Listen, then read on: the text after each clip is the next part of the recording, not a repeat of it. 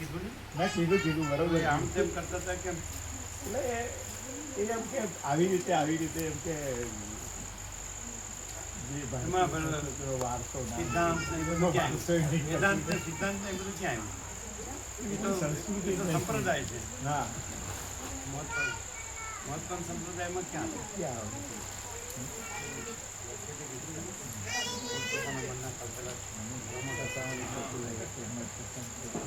પરપોટા જેવા કેવું છે? મેં કીધું પ્રભુ એને છોડી દીધું, એને ખબર ન પડી.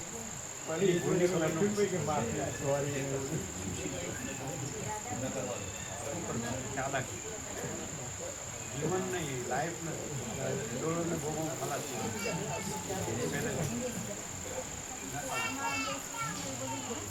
એને બહુ નેકેટ તો પણ સિક્રેટ કેવું આખો પ્રકાશ પોતે પ્રકાશી પરમાત્મા પોતે જ પ્રકાશ કશું લાવવાનું ક્યાં કશું આવતું જ નથી. બીજું તો લાવવાનું બીજું લાવવાની ક્યાં જરૂર છે? બીજું તો શું ગોળ શંકરાચાર્ય પરંપરા કે એમાં ક્યાં છે ગુરુ? પ્રકાશ છે.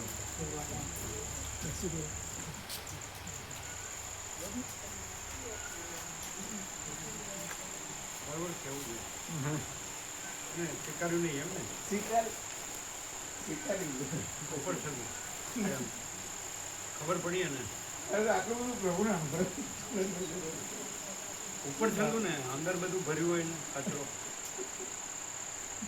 એટલે ખાલી ઉપરથી ખાલી ઉપર થયું સોરી કે અંદર ખબર પડી કે પોતે બધું બાપું છે. ના એને ખ્યાલ આવે છે એ પોતે સજાવાળા એટલે એને ખ્યાલ આવે શું આવ્યું કે ભાઈ ખરેખર આ પ્રભુના પ્રકાશમાં આવું બધું કશું જે આવે પ્રભુ એટલે વશિષ્ઠ પ્રકાશની અંદર આવું બધું મૂળ પ્રકાશમાં કશું છે નહીં આવું એમ.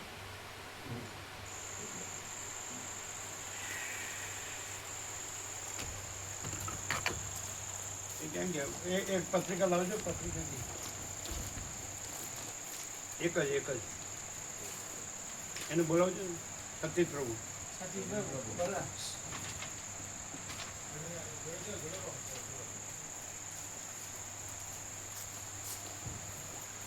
મળી પ્રભુ હા એડ કરીશ જમણાથી 9 નંબર એડ કરીશ. આગળ સુધી બીજ મને આપી દે. જય પ્રભુ.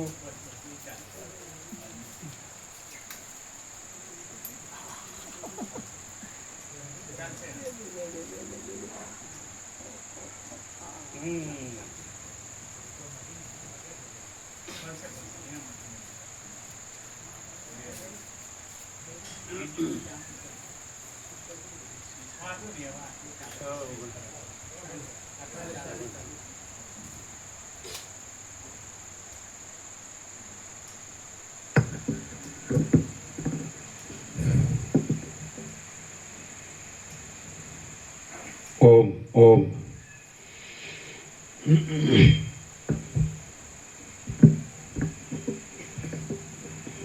ઓમ ઓમ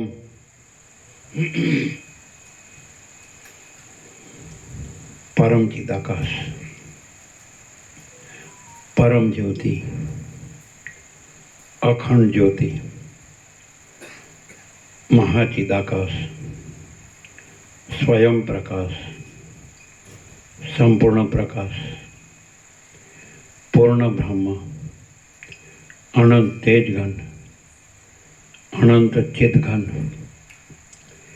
પરમાકાશ કેવલ અનંત શુદ્ધ તેજઘન પરમાકાશ અખિલાત્મા પૂર્ણ બ્રહ્મ પરમાત્મા પરમ ચિદાકાશ પરમ જ્યોતિ અખંડ જ્યોતિ અનંત પૂર્ણ પરમ ચિદાકાશ પરમ શાંતિ સ્વયં સિદ્ધ સ્વયં પ્રકાશ સ્વયં પૂર્ણ સ્વસ્વરૂપ यही सब कुछ है, इसके सिवा कुछ नहीं है। शून्यभास अनंत कोटि महाकल्पो है ही नहीं। महाचिदाकाश स्वयं प्रकाश, संपूर्ण प्रकाश, महाचिदाकाश ज्योति, अनंत, अखंड, अभेद, महाचिदाकाश ज्योति, महातत्व, महासामान्य, महाचिदाकाश स्वसंवेद्य, सहज निर्विकल्प, महाचिदाकाश परम कैवल्य, परम शांति, परम चिदाकाश, अनंत, पूर्ण, निरपेक्ष सत्य, अनंत, संपूर्ण, अपरिघी, निर्भ्रांत, निरपेक्ष। वशिष्ठराम स्थिति प्रकरण राउंड 40मो राउंड।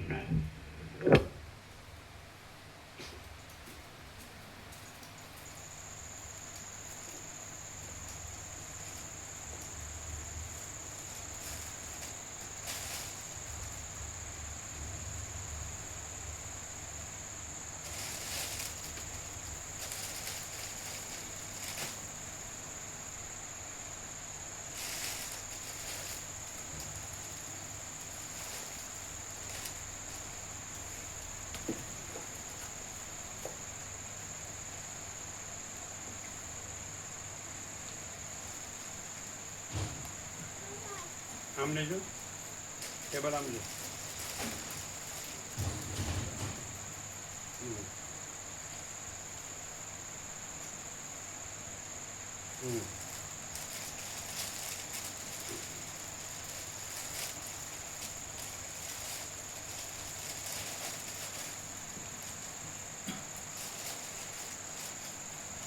મૂકા પ્રભુ તમને 17 આપ્યા લીટ? હા, આલી દીધા, અમે લઈ લીધા. 17 આપ્યા ને?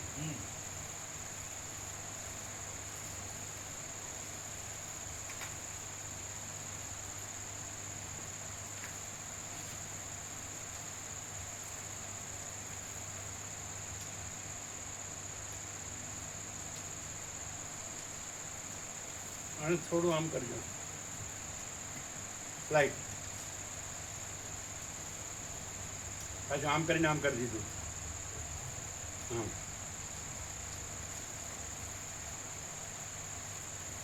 હજી થોડું આમ.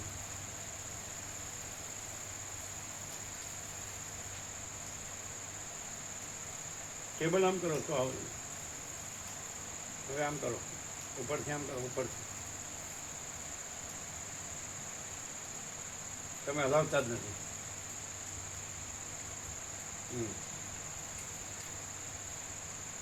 હજી થોડું આમ. અરે તમે આમ કેમ જાઓ છો? કરો.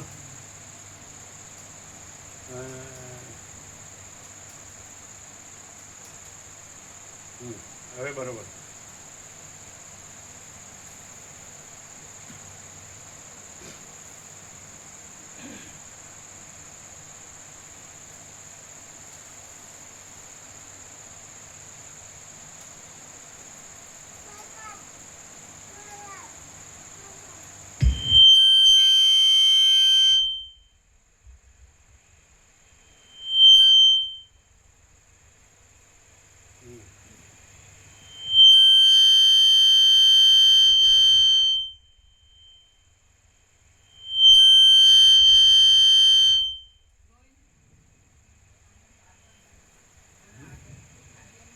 આ બેને થોડા બહાર કરો.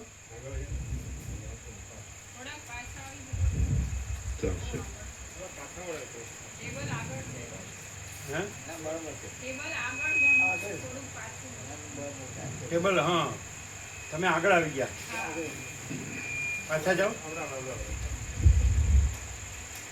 ખુરશી પાછળ લો, ઊભા થઈ જાઓ.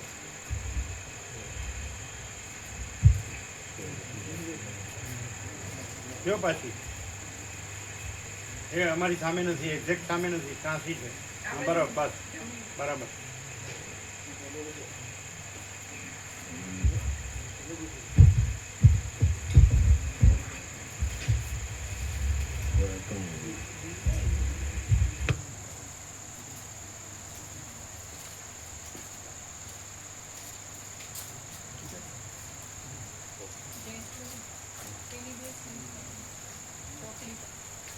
કીર્તિપ્રભુ તમે આગળ આવી ગયા, એ બે ગાદી આગળ આવી ગઈ. એમ નહીં, એ ગાદી ઉપાડી લો, એ બે ગાદી ઉપાડી લો. હવે તુલસીપ્રભુ તમે પાછળ જાઓ એટલે એને બેસવા દો. બસ બેસો, કીર્તિપ્રભુ આમાં બેસો.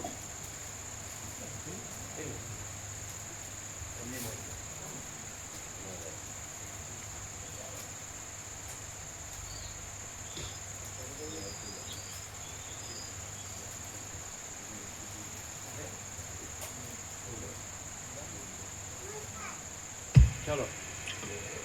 આદ્ય પરબ્રહ્મ સદગુરુ દેવ કી જય. બહુ આગળ આવી ગયા એટલે બિસાલિંગ આવશે. ઓમ શ્રી પરમાત્મને નમઃ. એટલે હંમેશા પાછળ રહેવાનું, આગળ આવવાથી હમિંગ આવશે. હા.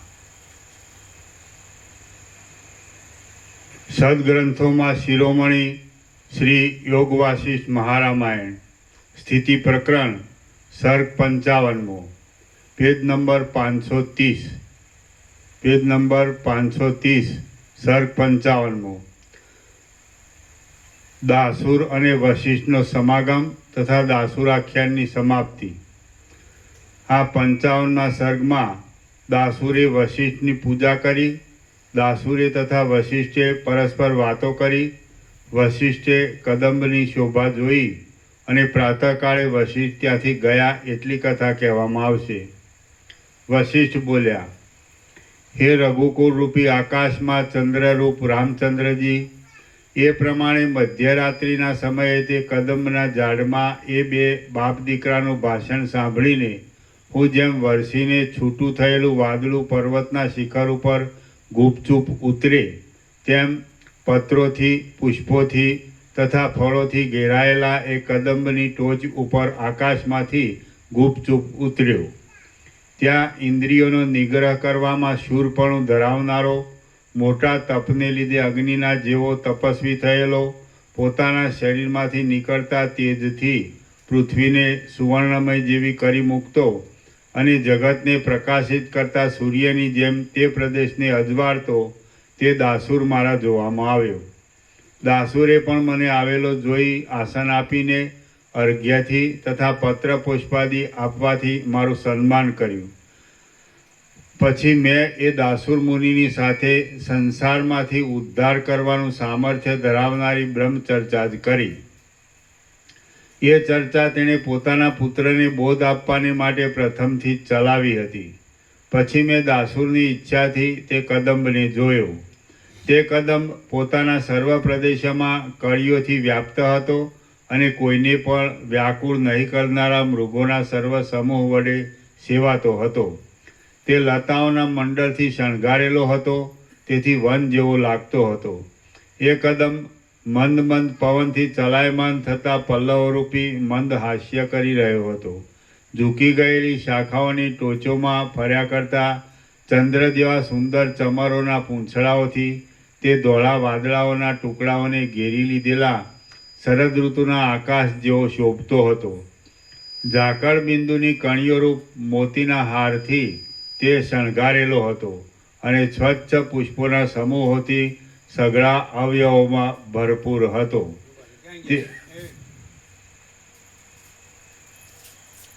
બાળકો પણ પ્રસાદ આપો. હા ચાલો.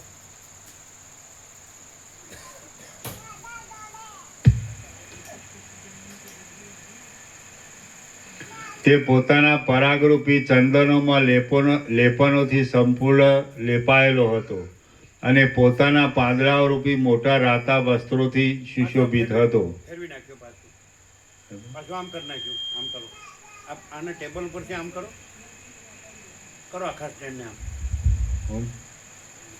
આખું તમે આમ પાછું આમ કરી નાખ્યું. કરો હવે સરખું આમ કરો. વસ્તુ બહુ આઘું જતું રહ્યું. એમ નહીં, આઘું પાછું નહીં, આમ આમ આમ કરવાનું, ખાલી ઉપરથી આમ કરવાનું. ખ્યાલ નથી આવતો.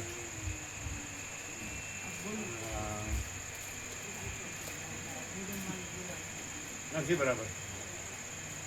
હા ઉપરથી આમ. પણ પસ્તો આઘું મોટું જતું. આ અમારે સેન્ટર થવું છે. મોઢું તમારે એડજસ્ટ કરવું પડે. એ તમારે ખુરશી એડજસ્ટ કરવી પડે. હવે બરોબર ના ના નહીં, વધારે થઈ ગયું. તમને ફોકસની ખબર નથી પડતી. આમ ને આમ ન હોવું જોઈએ, આમ અમારે આમ સીધું હોવું જોઈએ. તો તમારે ટેબલ એડજસ્ટ કરવું પડે. હા બરોબર. બસ એ પછી તમે જે અડો છો ને એમાં ફેરવી નાખો. સ્વિચ ઓફ ઓન ઓફ કરતા તમે ફેરવી નાખો.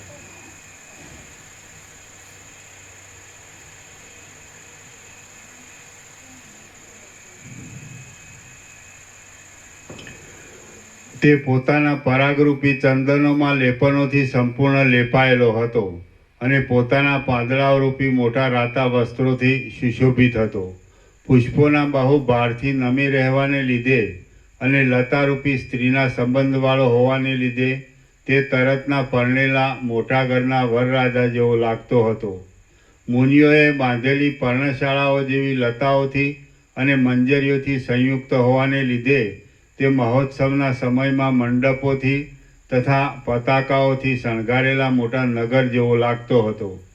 મૃગોએ ખંજવાળવા માટે પોતાના શરીરો ઘસવાથી ત્યાં પુષ્પો ખર્યા હતા અને તેમના પરાગોથી તે ભૂખરો થયો હતો. આથી તેણે જેણે પાસેના વનને નીચું પાડી દીધું હોય એવા મોટા આખલા જેવો લાગતો હતો. પુષ્પોમાંથી ખરેલા પરાગો વડે રાતા થયેલા મયુરોથી સંયુક્ત હોવાને લીધે તે જાણે પર્વતોએ થાપણ રૂપે મૂકેલા સંધ્યાકાળના નાના વાદળાઓથી સંયુક્ત હોય એવો લાગતો હતો. એ કદંબમાં મૂળથી તે છેક ટોચ પર્યંત ઘણી ઘણી વનદેવીઓ ચારે બાજુ નિવાસ કરીને રહી હતી. એ વનદેવીઓ કુંપળિયા જેવા રાતા હસ્તોવાળી હતી. પુષ્પો જેવા સ્વચ્છ મંદ હાસ્યોથી શોભતી હતી. મધ્યના મદથી આમ તેમ હાલ્યા કરતી હતી. વિવેક પ્રમાણે 17 આપો પત્રિકા. મધ્યના મધથી આમ તેમ હાલ્યા કરતી હતી. પુષ્પોના કેસરાઓ પોતાની ઉપર પડવાથી રોમાંચિત થતી હતી. ઘેરા પુષ્પોથી ભરપૂર હતી. વનના પવનની લહેરો લેતી હતી. કળીઓ જેવી દ્રષ્ટિઓમાં નિદ્રાથી ઘેરાયેલી હતી. ગુચ્છો જેવા સ્તનોવાળી હતી. પુષ્પોમાંથી ખરતા પરાગના સમૂહરૂપી કેસરથી રાતા થયેલા એ સુધારેલું છે. પુષ્પોમાંથી ખરતા પરાગના સમૂહરૂપી કેસરથી રાતા થયેલા વસ્ત્રોવાળી હતી અને લતાઓના વિસ્તારથી રચવામાં આવેલા નિવાસોના ઝરૂખાઓમાં બેઠી હતી. તેઓ હરિત વર્ણના સ્નિગ્ધ પુષ્પોવાળી લતાઓરૂપી હિંડોળામાં લીલાથી હિંચકવાનો વિલાસ કરતી હતી. કોયલના જેવા સ્વરોથી ગાયનના આલાપ કરતી હતી અને ભ્રમર સરખા નેત્રોવાળી હતી. એ કદમમાં પુષ્પોની મંજરીઓની સમીપમાં મંજરીઓ સરખી જ કેટલીક વનદેવીઓ બેઠેલી હોવાને લીધે આમાં મંજરીઓ કઈ અને વનદેવીઓ કઈ એવો સંદેહ ઉત્પન્ન થતો હતો. મદને લીધે આલસ્યવાળા પુષ્પોના પરાગથી ખરડાયેલા પરસ્પર અંગોનો અત્યંત મિલાપ કરીને બેઠેલા પુષ્પોના ગર્ભોરૂપી અંતઃપુરોમાં રહેલા અને જેઓને રતિ સંબંધી પરિશ્રમ તુષારની કળીઓથી શાંત થતો હતો એવા મદોન્મદ ભ્રમરોના જોડા ચારે બાજુ પરસ્પરના સ્નેહને ઘટે એવો ગુંજારવ કરી રહ્યા હતા. એ કદમ જાણે ચારે બાજુ ફરી ફરીને આવેલી નીલમક્ષિકાઓ રૂપી ગુપ્તચરોના મધુર ગણગણાટ રૂપી રહસ્ય ભાષણોથી પાસેની વનરૂપી નગરીની ગુપ્ત ખબરો સાંભળવા સારું જરાવાર ઊંચા કાન કરીને બેઠો હોય એવો લાગતો હતો. જરાવાર ધરતી પર ઝૂકી રહેલા પલ્લવોરૂપી ગાલમસૂરિયા ઉપર પોતાના અતિ સુંદર માથાઓ રાખીને વાંદરાઓ ચંદ્રના કિરણોરૂપી ધોળા વસ્ત્રોથી ઢંકાયેલા અવયવોવાળી પૃથ્વીને જોયા કરતા હતા. વનસ્થલીઓના સંતાનો જેવા જાણે પોતે દેહધારી વિવેક જ હોય એવા નિર્દોષ અને ઝૂકી રહેલા પાંદડાઓના જથ્થામાં ભરાઈને બેઠેલા સુંદર હરણના બચ્ચાઓથી એ કદંબની નીચેનો પૃથ્વીનો ભાગ બહુ શોભી રહ્યો હતો. માળાઓમાં અત્યંત નિર્ભયપણાથી નિશ્ચળ થઈને સૂતેલા પક્ષીઓ કેવળ તેઓના શ્વાસના શબ્દ ઉપરથી જાણવામાં આવતા હતા. પાકવાથી ધરતી પર પડી ગયેલા ફળોની અંદર રહી ગયેલા ભ્રમરો તે ફળોને ખાવાને માટે આસપાસ ભેગા થયેલા બીજા પ્રાણીઓના સમૂહથી ભય પામીને મૂંગા થઈ રહ્યા હતા. એ કદંબો તે વનને જપ કરવાની માળાઓની પેઠે લટકતા લતાઓના ગુચ્છોથી સુગંધિત કરી મૂક્યું હતું. પલ્લવોમાં શોભી રહેલા પક્ષીઓના માળાઓથી તે કદમના સઘળા ઉપરના ભાગો શ્યામ થઈ રહ્યા હતા. એ કદમની નીચે ચારે બાજુ ધરતી પર પડેલા ફળો અતિશય દૂરથી ખરડાઈ રહ્યા હતા. હે રામ, હું જાજુ શું કહું? એ વૃક્ષમાં બીજા પ્રાણીઓને રહેવામાં કામ ન આવે તે ભક્ષણ આદિ બીજા ઉપયોગમાં ન લાગે એવું કોઈ પાંદડું પણ ન હતું. એ વૃક્ષોના રાજા જેવા કદંબના નીચે ધરતી પર ઝૂકી રહેલા પાંદડાઓમાં મૃગો ક્ષણે ક્ષણે વિશ્રાંતિ લેતા હતા તથા સૂઈ રહેતા હતા, અને ઊંચે રહેલા પ્રત્યેક પાંદડાઓમાં પક્ષીઓ ભરાઈ બેઠા હતા. હે રામ, આવા અનેક ગુણોવાળા એ કદંબને જોતા જોતા મને એ રાત્રિ એક જાતના મહોત્સવ જેવી લાગી. પછી એ દાસુર મુનિના પુત્રને મેં પણ અનુભવના પ્રકાશની રમણીયતાવાળી અનેક ઉત્તમ કથાઓથી ફરીવાર પરમબોધ આપ્યો. જેમ બે કામી પુરુષોને શૃંગાર સંબંધી વાતો કરતાં કરતાં આખી રાત્રિ 2 ઘડીની પેઠે વ્યતીત થઈ જાય, તેમ હું અને દાસુર એ બંનેને પરસ્પરમાં બ્રહ્મ વિદ્યા સંબંધી વાતો કરતાં કરતાં તે આખી રાત્રિ 2 ઘડીની પેઠે વ્યતીત થઈ ગઈ. પ્રાતઃકાળમાં ઘાટા પુષ્પોના જેવા આકારવાળા અને જાણે રતિમાં તૂટી ગયેલા દેવાંગનાઓના મોતીઓ હોય એવા તારાઓ ધીરે ધીરે ઝાંખા પડવા લાગ્યા. એટલે છેક કદમના છેડા સુધી પોતાના પુત્ર સહિત વળાવવા આવેલા તે દાસુર મુનિને ત્યાંથી પાછા વળીને હું મંદાકિનીમાં નાહવા ગયો. દાસુર મુનિને ત્યાંથી પાછા વાળીને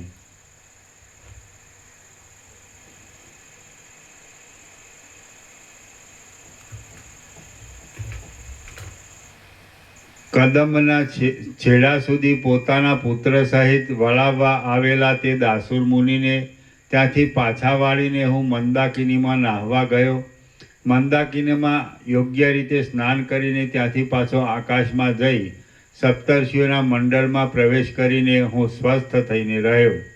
હે રામ, દાસુર મુનિએ કહેલી ખોથરાજાની આખ્યાયિકા જગતના પ્રતિબિંબ જેવી છે અને ખોટી છતાં પણ સાંભળનારાઓને સાચા પત્રોવાળી લાગે એવી છે.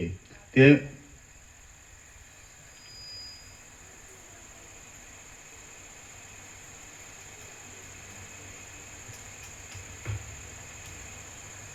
હે રામ, દાસુર મુનિએ કહેલી ખોથરાજાની આખ્યાયિકા જગતના પ્રતિબિંબ જેવી છે અને ખોટી છતાં પણ સાંભળનારાઓને સાચા પાત્રોવાળી લાગે એવી છે. તે મેં તમારી પાસે કહી. તમને બોધ માટે જગતનું સ્વરૂપ સમજાવવાના વિષયમાં હું કહી ગયો છું કે આ જગત દાસુરે કહેલી રાજાની આખ્યાયિકા જેવું છે. તમે દાસુરે કહેલા સિદ્ધાંત ઉપર દ્રષ્ટિ રાખીને આ દ્રશ્ય પદાર્થો રૂપી લેપને છોડી દઈ ધીર બનીને મહાત્મા થાઓ. એ લેપ તો ખોટો છતાં સાચો હોય એવો લાગે છે. હે રામ, સઘળા સંકલ્પો ખોટા છે. એટલા માટે સંકલ્પો કરનારા મનને અને મનના હેતુરૂપ અજ્ઞાનને તોડી નાખીને તમે નિર્મળ આત્મતત્વને જોયા કરો. એટલે પછી તમે થોડા કાળમાં જીવન મુક્તિને પ્રાપ્ત થશો અને લોકોમાં પૂજ્ય થશો. શ્રી યોગ વાસિષ્ઠ મહારામાયણમાં સ્થિતિ પ્રકરણનો વશિષ્ઠ દાસુર મિલન નામનો સર્ગ 55મો સમાપ્ત. સર્ગ 56મો જગતની સત્તા અને અસત્તા તથા ચૈતન્યનું કર્તૃત્વ અને અકર્તૃત્વ.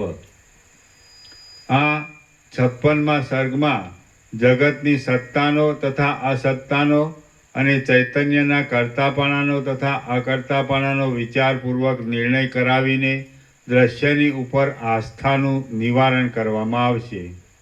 વશિષ્ઠ બોલ્યા, હે રામ, આ જળ જગત છે જ નહીં એવો નિર્ણય કરીને સર્વમાંથી અહંતા મમતાનો ત્યાગ કરો. જે વસ્તુ મુદ્દલ હોય જ નહીં તે વસ્તુમાં વિવેકી પુરુષોની શી આસ્થા હોય? આ દેખાતું જગત જો હોય તો ભલે રહ્યું, તમે તો એથી ન્યારા છો. તે છતાં તમે એમાં અહંતા મમતા શા માટે બાંધો છો?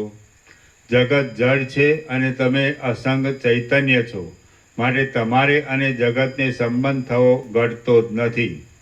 જો તમે જગત છે પણ ખરું અને નથી પણ ખરું એમ માનતા હો તો પણ જે વસ્તુ હોવારૂપ તથા ન હોવારૂપ પરસ્પર વિરુદ્ધ સ્વભાવવાળી હોવાથી અનિત્ય છે તેમાં અહંતા મમતા રાખવી કેમ યોગ્ય કહેવાય?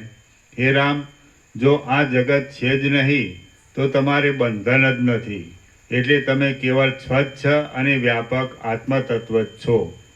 માટે તમારે બીજા પદાર્થમાં અહંતા મમતાને અવકાશ જ રહેતો નથી. આ જગત કોઈએ કરેલું હોય અથવા કોઈએ ન કરેલું હોય અથવા આત્માના સામીપ્ય માત્રને લીધે ભાસમાન થતું હોય તો પણ તમારે તેમાં અહંતા મમતા કરવી યોગ્ય નથી.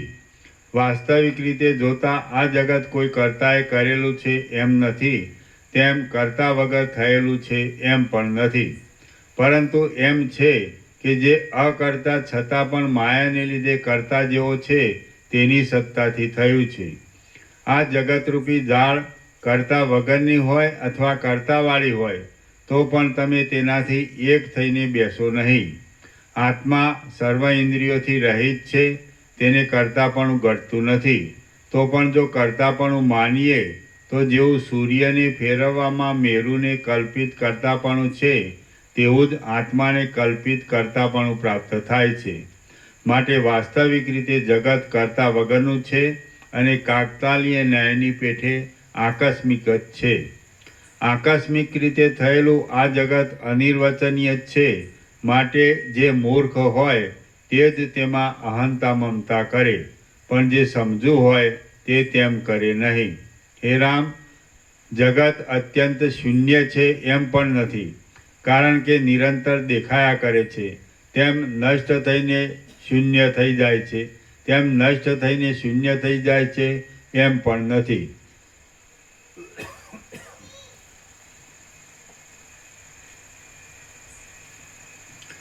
જગત અત્યંત શૂન્ય છે એમ પણ નથી, કારણ કે નિરંતર દેખાયા કરે છે.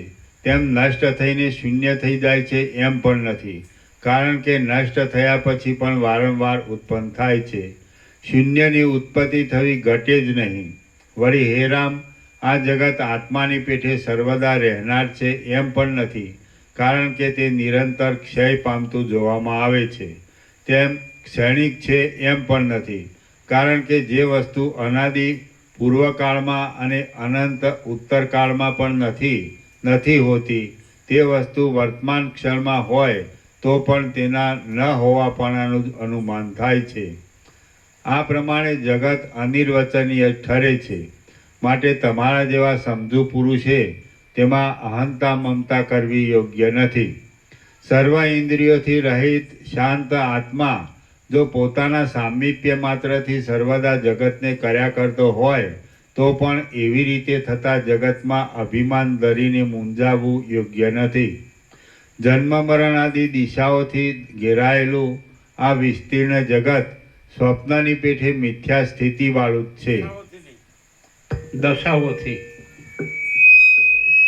દિશાઓથી નહીં, દશાઓથી.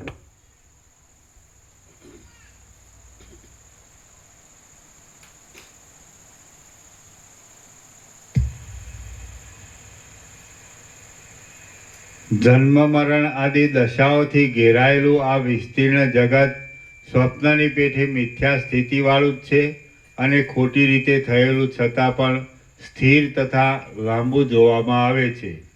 કાળ અનાદિ અને અનંત છે, તેનો 100 વર્ષ એ તો બહુ જ નાનો ભાગ છે. તો એટલા ભાગમાં પ્રાપ્ત થયેલા આ મોટા આશ્ચર્યરૂપ મનુષ્ય દેહમાં આત્માએ અહંતા શા માટે ધરવી જોઈએ? કાળ અનાદિ અને અનંત છે. તેનો 100 વર્ષ એ તો બહુ જ નાનો ભાગ છે. તો એટલા ભાગમાં પ્રાપ્ત થયેલા આ મોટા આશ્ચર્યરૂપ મનુષ્ય દેહમાં આત્માએ અહંતા શા માટે ધરવી જોઈએ? જગતના પદાર્થો સ્થિર હોય તો પણ સ્થિરપણાને લીધે જ લેવા યોગ્ય કે છોડી દેવા યોગ્ય ઘટતા નથી. માટે તેઓમાં આસ્થા રાખવી શોભતી નથી. જગત જડ છે અને આત્મા અસંગ ચૈતન્ય છે. તેથી પણ તેમને પરસ્પર સંબંધ થવો ઘટતો નથી. માટે જગતમાં આસ્થા રાખવી અયોગ્ય જ છે. જગતના પદાર્થો અસ્થિર હોય તો પણ તેઓમાં આસ્થા રાખવી શોભતી નથી. જેમ કે દૂધના ફીણમાં આસ્થા લાગી હોય તો તે અંતે દુઃખ જ આપે છે. હે રામ, આત્મા સ્થિર છે અને દેહાદિક અસ્થિર છે. તે છતાં તેમને જે એક કરી દેવા એ તો પર્વતને અને ફીણને એક કરી દેવા જ બરાબર છે. માટે તેમ કરવું શોભતું જ નથી. જેમ મેરુ પર્વત સૂર્યને ફેરવનાર છે પણ વાસ્તવિક રીતે ફેરવનાર નથી, તેમ આત્મા સર્વનો કર્તા છે પણ વાસ્તવિક રીતે કાંઈ પણ કરતો નથી. જેમ દીવો પ્રકાશનો કર્તા છે પણ ઉદાસીન રહેનાર છે, તેમ આત્મા જગતનો કર્તા છે પણ ઉદાસીન રહેનાર છે. જેમ સૂર્ય પ્રાણીઓને દિવસે કરવાના સઘળા કાર્યોનો નિર્વાહ કરે છે પરંતુ છતાં તે કશું કરતો નથી, તેમ આત્મા સર્વ વ્યવહારનો નિર્વાહ કરે છે પણ તે છતાં કશું કરતો નથી. જેમ સૂર્ય ચાલતો પ્રતીત થાય છે પણ તે પોતાના ઠેકાણામાં રહેલો હોય છે, તેમ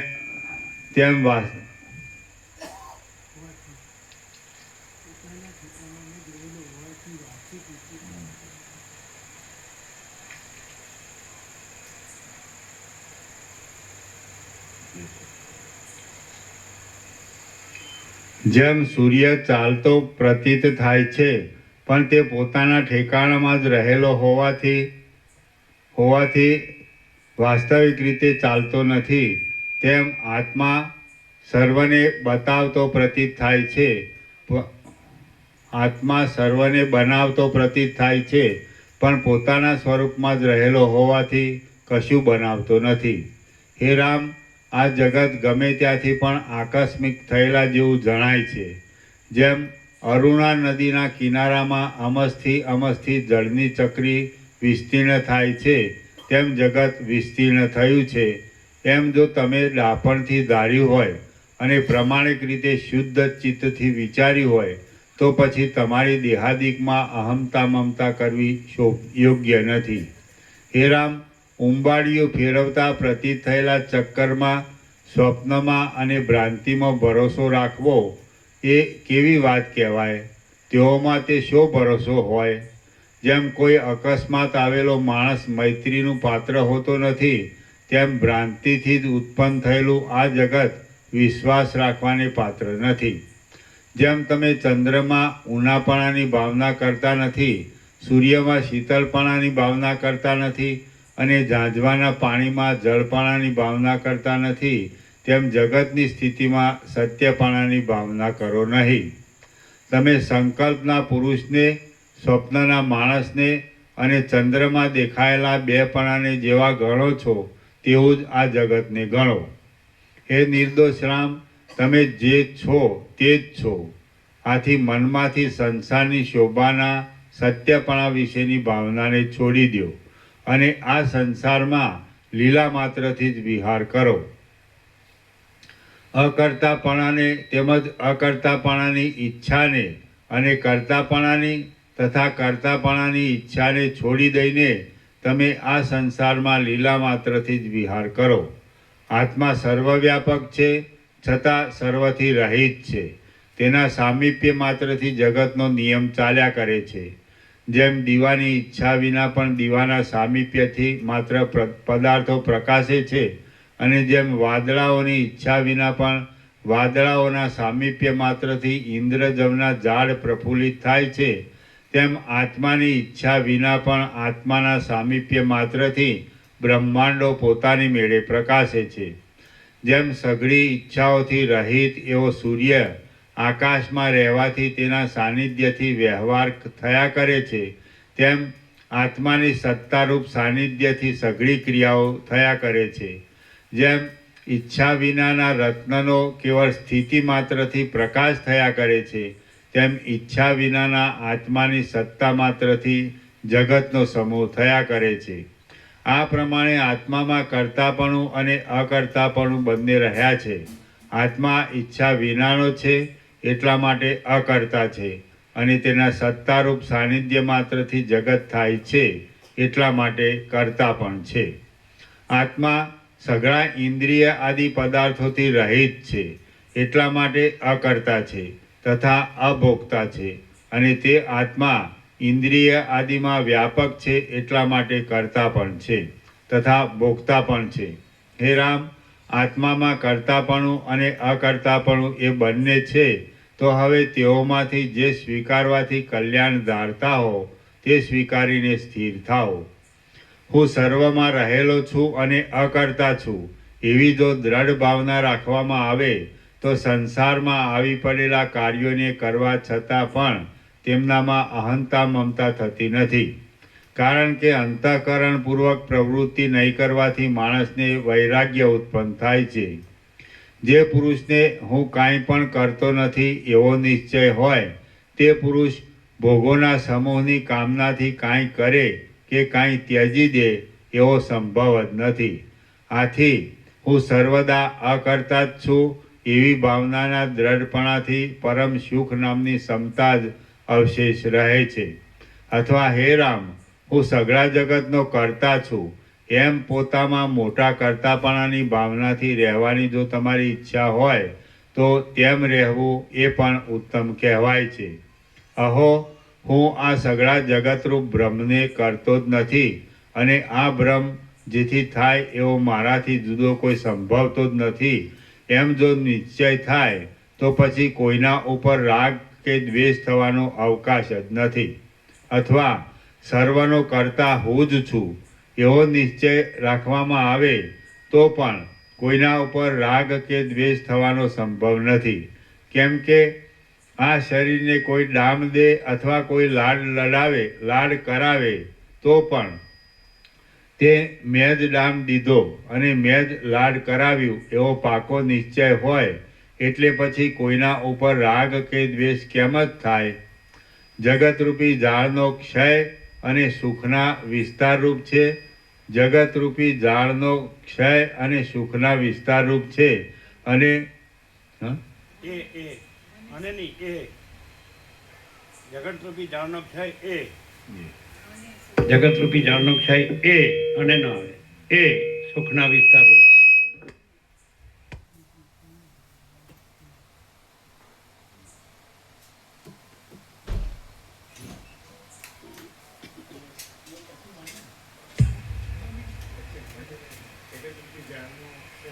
જગતરૂપી ઝાડનો ક્ષય એ સુખના વિસ્તાર રૂપ છે, અને જગતરૂપી ઝાડનો ઉદય એ દુઃખના વિસ્તાર રૂપ છે. એ આવ્યું ને મને થઈ આમાં મને પહેલા કરી દે કે ભાઈ મને પેલા રૂપ છે. એ અચ્છા, તો એ રહ્યા. હવે આ મને તો બધામાં એ જનરલ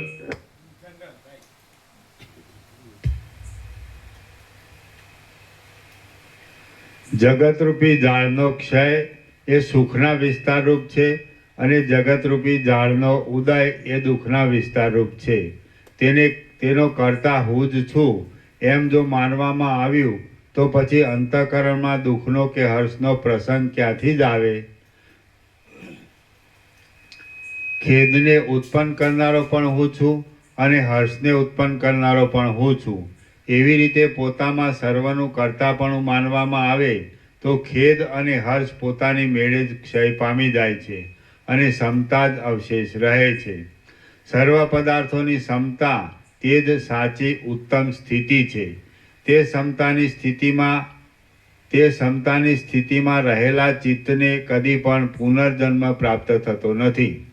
અથવા હે રામ, તમે સર્વના કર્તાપણાને પણ છોડી દો, અકર્તાપણાને પણ છોડી દો, મનને જ નષ્ટ કરી નાખો અને જેવા છો તેવા અખંડ પૂર્ણાનંદ બ્રહ્મરૂપ જ રહો. કર્તાપણાના નિશ્ચયથી રહેવા કરતાં તથા અકર્તાપણાના નિશ્ચયથી રહેવા કરતાં પણ હું તમને મનનો નાશ કરી અખંડ પૂર્ણાનંદ બ્રહ્મરૂપે રહેવાની વિશેષ ભલામણ કરું છું. તેનું કારણ એ છે કે હું સર્વનો કર્તા છું અને સર્વનો કર્તા હોવાથી સર્વરૂપ છું એવો નિશ્ચય રાખવામાં કર્તાપણાના અભિમાનરૂપ તથા સઘળા બ્રહ્માંડથી પોતાના સ્વરૂપનું માપ થવારૂપ કંઈક કલંક રહી જાય છે. અને હું કોઈનો કર્તા નથી અને કર્તા નહીં હોવાથી હું દેહાદિક રૂપ પણ નથી એવો નિશ્ચય રાખવામાં જીવનું સ્વરૂપ શુદ્ધ થાય છે. પણ જે જીવ છે તે બ્રહ્મ છે એવી નિષ્ઠાની પ્રાપ્તિ થતી નથી. એટલું કલંક રહી જાય છે. જો કે આ પ્રમાણે એ બંને નિશ્ચયોમાં કલંક છે તો પણ તેઓમાંથી ગમે તે એક નિશ્ચય રાખવાનું પ્રથમ હું તમને કહી ગયો. તેનું કારણ એ છે કે તેઓમાંના ગમે તે એક નિશ્ચયથી સઘળા અનર્થોનો મૂળભૂત એવો દેહમાંનો અહમભાવ છૂટી જાય છે. દેહનો અહમભાવ એટલે દેહ હું છું એવી જે સ્થિતિ અભિમાન તે કાળસૂત્ર નામના નરકની પ્રાપ્તિરૂપ છે. મોટા અવિચી નામના નરકમાં બંધાવા જેવી છે અને અસીપત્રવન નામના નરકોની પંક્તિ જેવી છે. પ્રાણ તથા ધન આદિ સઘળું નષ્ટ થઈ જતું હોય તો પણ સર્વ પ્રકારના યત્નથી દેહ હું છું એ સ્થિતિને છોડી જ દેવી જોઈએ. પ્રાણ તથા ધન આદિ સઘળું નષ્ટ થઈ જતું હોય તો પણ સર્વ પ્રકારના યત્નથી દેહ હું છું એ સ્થિતિને છોડી જ દેવી જોઈએ. જેમ કૂતરાના માંસને રાખનારી ચાંડાળીનો સ્પર્શ જ ન કરવો જોઈએ તેમ કામ ક્રોધ આદિ અપવિત્ર પદાર્થોને રાખનારી એ સ્થિતિનો પણ સ્પર્શ જ ન કરવો જોઈએ. જેમ કૂતરાના માંસને રાખનારી ચાંડાળીનો સ્પર્શ જ ન કરવો જોઈએ તેમ કામ ક્રોધ આદિ અપવિત્ર પદાર્થોને રાખનારી એ સ્થિતિનો પણ સ્પર્શ જ ન કરવો જોઈએ. હે રામ, જેમ વાદળા દૂર થવાથી ઉત્તમ ચાંદનીનો પ્રકાશ થાય છે તેમ શુદ્ધ આત્મજ્ઞાનરૂપી દ્રષ્ટિમાં આડા મોટા પડરૂપ એવી દેહ હું છું એ સ્થિતિને અત્યંત દૂર કરી દેવાથી શુદ્ધ આત્મજ્ઞાન દ્રષ્ટિ પ્રકાશિત થાય છે. અને એ આત્મજ્ઞાન દ્રષ્ટિ સારી રીતે પ્રકાશિત થવાથી સંસારરૂપી સમુદ્રને તરી જવાય છે. હે રામ, તમે હું કરતા નથી અને તે કારણથી કર્તાપણું થાય છે એવો દેહાદિક પણ હું નથી એવો સ્પષ્ટ નિશ્ચય રાખો. અથવા સર્વ બ્રહ્માંડનો કર્તા હું છું અને જે સર્વ બ્રહ્માંડ છે તે પણ હું છું એવો સ્પષ્ટ નિશ્ચય રાખો. અથવા આ જે દ્રશ્ય છે તે હું નથી પણ હું તો પૂર્ણાનંદ ચૈતન્યરૂપ બ્રહ્મ છું એવો નિર્ણય કરો. અને એમ કરીને તમે પોતાના સર્વોત્તમ પદ બ્રહ્મ સ્વરૂપમાં જ રહો. તત્વને જાણનારા ઉત્તમ સત્પુરુષો એ પદમાં જ રહે છે. પહેલા બે નિશ્ચયો પણ આ ત્રીજો નિર્ણય પ્રાપ્ત થવાને માટે જ છે એમ સમજવું. શ્રી યોગ વાસિષ્ઠ મહારામાયણમાં સ્થિતિ પ્રકરણનો કર્તૃત્વ વિચાર યોગોપદેશ કરણ નામનો સર્ગ 56મો સમાપ્ત. સર્ગ 57મો વાસના ત્યાગનો ક્રમ અને વાસના રહિતની પ્રશંસા. આ 57મા સર્ગમાં માયાના સંભવ વિશેના પ્રશ્નના ઉત્તરનો હમણાં સમય નથી એમ કહેવામાં આવશે. વાસના છોડી દેવાનો ક્રમ કહેવામાં આવશે ને વાસનાઓથી રહિત થયેલાઓની પ્રશંસા કરવામાં આવશે. રામ બોલ્યા, હે બ્રહ્મન, આપે સુંદર અને પૂર્વાપર સંબંધથી જે કહ્યું તે સાચું છે. સર્વના અધિષ્ઠાનરૂપ આત્મા કરતા છતાં પણ વાસ્તવિક રીતે અકર્તા છે. ભોગતા છતાં પણ વાસ્તવિક રીતે અભોગતા છે. તે સર્વનો ઈશ્વર છે, સર્વમાં વ્યાપક છે, ચૈતન્ય માત્ર છે અને નિર્મળ પદરૂપ છે. જેમ પૃથ્વી જરાયુજ પદાર્થોના મૂળ તત્વરૂપ છે, તેમ તે સર્વ આદિ પ્રાણીઓના મૂળ તત્વરૂપ છે. તે પ્રકાશમાન છે અને સર્વ પ્રાણીઓની અંદર પણ રહેલો છે. હમણાં એ બ્રહ્મનો મારા હૃદયમાં અનુભવ પ્રાપ્ત થયો છે. જેમ પર્વત વરસાદની ધારાઓથી ગરમી રહિત થાય છે, તેમ હું આપની વાણીથી સંતાપ રહિત થયો છું. આત્મા ઉદાસીન છે તથા ઈચ્છાથી રહિત છે, માટે કશું ભોગવતો નથી તથા કશું કરતો નથી. તેમ સર્વને પ્રકાશ આપનાર હોવાને લીધે ભોગવે છે પણ ખરો અને કરે છે પણ ખરો. પણ હે ભગવાન, મારા હૃદયમાં હજી એક મોટો સંદેહ રહ્યો છે. હે બ્રહ્મન, જેમ ચંદ્ર પોતાના પ્રકાશથી અંધકારને કાપી નાખે છે, તેમ આપ તેને વાણીથી કાપી નાખો. આ જગત સાચું પણ છે તથા ખોટું પણ છે. હું સર્વરૂપ છું તથા સર્વથી ન્યારો પણ છું, અને જીવ બ્રહ્મથી એક છે તથા બીજો પણ છે, ઇત્યાદિ ઘણી ઘણી અનિયમિત કલ્પનાઓના મૂળરૂપી માયા બ્રહ્મમાં હોવી કેમ સંભવે? જેમ સૂર્યમાં અંધારું હોવું સંભવતું નથી, તેમ સ્વયં પ્રકાશ બ્રહ્મમાં અજ્ઞાનરૂપી માયા હોવી સંભવતી નથી. તે છતાં એ માયા પ્રથમ અતિ નિર્મળ બ્રહ્મમાં હોય જ કેમ? અતિ નિર્મળ બ્રહ્મમાં હોય જ કેમ? વશિષ્ઠ બોલ્યા, હે રામ, આ પ્રશ્નનો સ્થિર ઉત્તર સિદ્ધાંતના સમયમાં નિર્વાણ પ્રકરણના ઉત્તરાર્ધમાં પાષાણની આખ્યાયિકા આદિ સ્થળમાં કહેવામાં આવશે, એટલે તમે તે બરાબર સમજશો. હે રામ, મોક્ષના ઉપાયનો જે છેવટનો સિદ્ધાંત છે, તેને જાણ્યા વિના તમે આવા પ્રશ્નોના ઉત્તરો ખુલ્લી રીતે સાંભળવાને યોગ્ય નથી. જ્યારે તે સિદ્ધાંતને પહોંચશો ત્યારે આવા પ્રશ્નોના ઉત્તરો સાંભળવાને યોગ્ય થશો. હે રામ, જેમ યુવાન પુરુષ સુંદર સ્ત્રીઓના ગાયનો સંભાળવાનું પાત્ર છે, તેમ આત્મજ્ઞાનમાં પૂર્ણ નિષ્ઠા પામેલો પુરુષ જ આવા પ્રશ્નોના ગંભીર ઉત્તરો સાંભળવાને યોગ્ય છે. જેમ બાળકોની પાસે રાગવાળી કથા વ્યર્થ જ થાય છે, તેમ અલ્પબોધવાળા પુરુષોની પાસે ગંભીર અર્થવાળી વાત વ્યર્થ થાય છે. કોઈ વાત એવી પણ હોય છે કે જે કોઈ સમયે જ મનુષ્યની પાસે કહેવાથી શોભા પામે. નારંગી આદિ વૃક્ષોનું ફળ શરદ ઋતુમાં શોભે, પણ વૈશાખ માસમાં શોભે નહીં. જેમ રંગ નિર્મળ વસ્ત્રમાં જ લાગુ પડે છે, તેમ સિદ્ધાંતની વાતો પૂર્ણ વિવેકવાળા પુરુષના મનમાં જ લાગુ પડે છે. ગંભીર જ્ઞાનની વાત પૂર્ણ વિવેકથી આત્માને જાણનારાની પાસે જ કહેવાય અને તેને જ થશે. પણ આ પ્રશ્નનો ઉત્તર મેં સંક્ષેપમાં કહ્યો જ છે, પણ ત્યાં મેં વિસ્તાર કર્યો નથી, તેથી તે સ્પષ્ટ રીતે તમારા સમજવામાં આવ્યો નથી. હે રામ, જો તમે પોતાથી જ પોતાના આત્માને જાણશો તો આ પ્રશ્નના ઉત્તરને પોતાની મેળે સારી રીતે જાણી લેશો, એમાં સંશય નથી. હે રામ, તમે જ્યારે પૂર્ણ બોધને પ્રાપ્ત થઈને રહેશો ત્યારે સિદ્ધાંતના સમયમાં મારે તમારી પાસે વિસ્તારથી આ પ્રશ્નનો ઉત્તર કહેવાનો છે.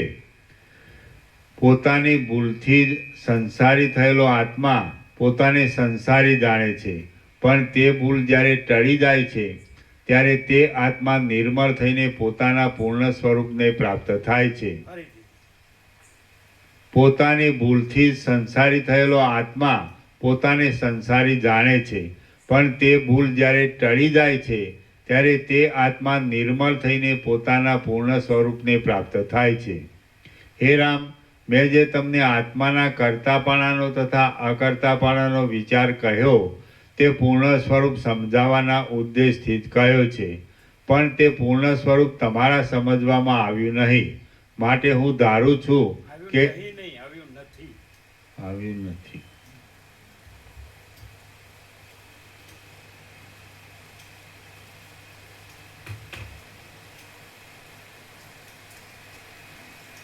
હે રામ, મેં જે તમને આત્માના કર્તાપણાનો તથા અકર્તાપણાનો વિચાર કહ્યો તે પૂર્ણ સ્વરૂપ સમજાવવાના ઉદ્દેશથી જ કહ્યો છે, પણ તે પૂર્ણ સ્વરૂપ તમારા સમજવામાં આવ્યું નથી. માટે હું ધારું છું કે હજી તમારી વાસના ક્ષીણ થઈ નથી. વાસનાઓની સ્થિતિ એ જ બંધ છે અને વાસનાઓનો ક્ષય એ જ મોક્ષ છે. તમે વાસનાઓને ત્યજી દઈને છેવટે મોક્ષની ઈચ્છારૂપ વાસનાનો પણ ત્યાગ કરજો. પ્રથમ વિષયોની તામસ વાસનાઓને છોડી દઈને મૈત્રી કૌંસમાં સમાન પુરુષોની સાથે મિત્રતા, કરુણા કૌંસમાં નિકૃષ્ટ પુરુષોની ઉપર દયા, મુદિતા કૌંસમાં ઉત્કૃષ્ટ પુરુષોને જોઈને હર્ષ ને ઉપેક્ષા દુર્જનોની ઉપેક્ષા, મોક્ષની તમે વાસનાઓને ત્યજી દઈને છેવટે મોક્ષની ઈચ્છારૂપ વાસનાનો પણ ત્યાગ કરજો. પ્રથમ વિષયોની તામસ વાસનાઓને છોડી દઈને મૈત્રી, કરુણા, મુદિતા ને ઉપેક્ષા નામની નિર્મળ વાસનાનું ગ્રહણ કરો. પછી એ વાસનાથી વ્યવહાર કરતા પણ અંતઃકરણથી તે વાસનાને પણ છોડી દઈને સઘળા સંકલ્પોથી રહિત થઈને બ્રહ્મભાવની વાસના રાખજો. છેવટે મન તથા બુદ્ધિ સહિત એ વાસનાને પણ છોડી દઈને પૂર્ણ સ્વરૂપમાં વિશ્રાંત થઈને જે અહંકારથી હું બ્રહ્મ છું એવા અહંકારથી એ વાસનાઓને છોડી દેવામાં આવી હોય તે અહંકારને પણ છોડી દેજો. સર્વમાં અહંતા મમતાનો ત્યાગ એ જ સર્વનો ત્યાગ છે. કેવળ પ્રાણની ગતિને જ રાખતા કલ્પના, કાળ, પ્રકાશ, અંધકાર, વાસના તથા વિષય ઇત્યાદિકને અને મૂળ સહિત અહંકારને પણ ઉકેલી નાખીને આકાશના જેવી વિક્ષેપ રહિત નિર્મળ બ્રહ્માકાર બુદ્ધિવાળા થઈને જેવા છો તેવા જ પરબ્રહ્મમય થજો. એટલે તમે પૂજ્યપણાને પણ પ્રાપ્ત થશો. જે ઉત્તમ બુદ્ધિવાળો પુરુષ હૃદયમાંથી સઘળી વાસનાઓને ત્યજી દઈને અભિમાનથી રહિત થઈને રહે છે તે જ મુક્ત છે અને તે જ પરમેશ્વર છે. જે ઉત્તમ બુદ્ધિવાળો પુરુષ હૃદયમાંથી સઘળી વાસનાઓને ત્યજી દઈને અભિમાનથી રહિત થઈને રહે છે તે જ મુક્ત છે અને તે જ પરમેશ્વર છે. જે ઉત્તમ બુદ્ધિવાળો પુરુષ હૃદયમાંથી સઘળી વાસનાઓને ત્યજી દઈને અભિમાનથી રહિત થઈને રહે છે તે જ મુક્ત છે અને તે જ પરમેશ્વર છે.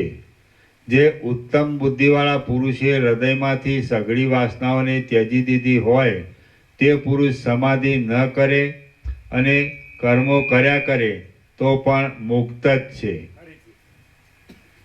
જે ઉત્તમ બુદ્ધિવાળા પુરુષે હૃદયમાંથી સઘળી વાસનાઓને ત્યજી દીધી હોય તે પુરુષ સમાધિ ન કરે અને કર્મો કર્યા કરે તો પણ મુક્ત જ છે. જેનું મન વાસનાઓથી રહિત થઈ ગયું હોય છે તે પુરુષને કર્મો છોડી દેવાનું પણ પ્રયોજન નથી, કર્મો કરવાનું પણ પ્રયોજન નથી, સમાધિ કરવાનું પણ પ્રયોજન નથી અને જપ કરવાનું પણ પ્રયોજન નથી. તે જેનું મન વાસનાઓથી રહિત થઈ ગયું હોય છે તે પુરુષને કર્મો છોડી દેવાનું પણ પ્રયોજન નથી, કર્મો કરવાનું પણ પ્રયોજન નથી, સમાધિ કરવાનું પણ પ્રયોજન નથી અને જપ કરવાનું પણ પ્રયોજન નથી. મેં શાસ્ત્રોનો અત્યંત વિચાર કરીને તથા તે વિચારને લાંબા કાળ સુધી બીજા મહાત્માઓના વિચારની સાથે મેળવીને એ જ નિર્ણય કર્યો છે કે બુદ્ધિપૂર્વક સઘળી વાસનાઓને છોડી દેવાનો મુનિ પદથી બીજું કોઈ પણ ઉત્તમ પદ નથી. સદગ્રંથોમાં શિરોમણી શ્રી યોગાસિદ્ધ મહારામેળમાં વશિષ્ઠ સ્વયં પરમ ચિદાકાશ પરમ જ્યોતિ અખંડ જ્યોતિ છે. એમનું સર્વશ્રેષ્ઠ પ્રિય જે બોધ છે એ આ છે. આખા યોગવાસિતમાં 1756 પેજમાં એમનું જે પ્રિય બ્રહ્મ વાક્ય છે એ આ છે.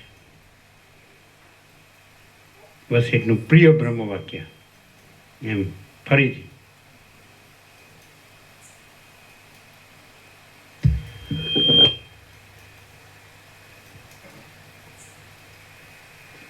મેં શાસ્ત્રોનો અત્યંત વિચાર કરીને તથા તે વિચારને લાંબા કાળ સુધી બીજા મહાત્માઓના વિચારની સાથે મેળવીને એ જ નિર્ણય કર્યો છે કે બુદ્ધિપૂર્વક સઘળી વાસનાઓને છોડી દેવાનો મુનિપદથી બીજું કોઈ પણ ઉત્તમ પદ નથી.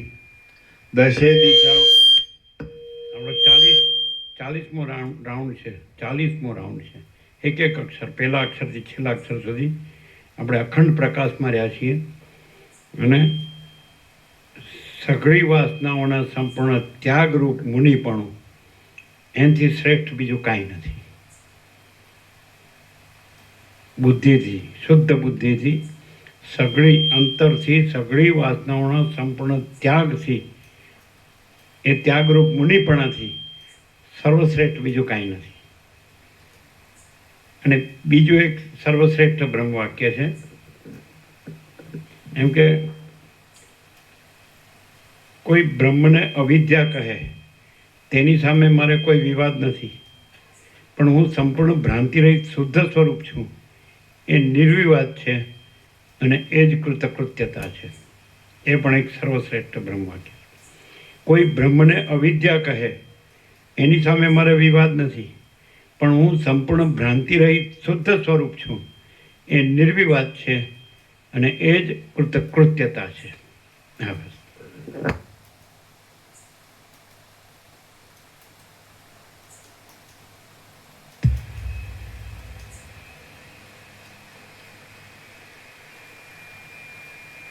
દશે દિશાઓમાં ભમીને સઘળું જોવાનું જોઈ લીધું છે, પણ તેમાં એમ જાણવામાં આવ્યું છે કે ખરા તત્વને જાણનારા લોકો બહુ થોડા જ છે.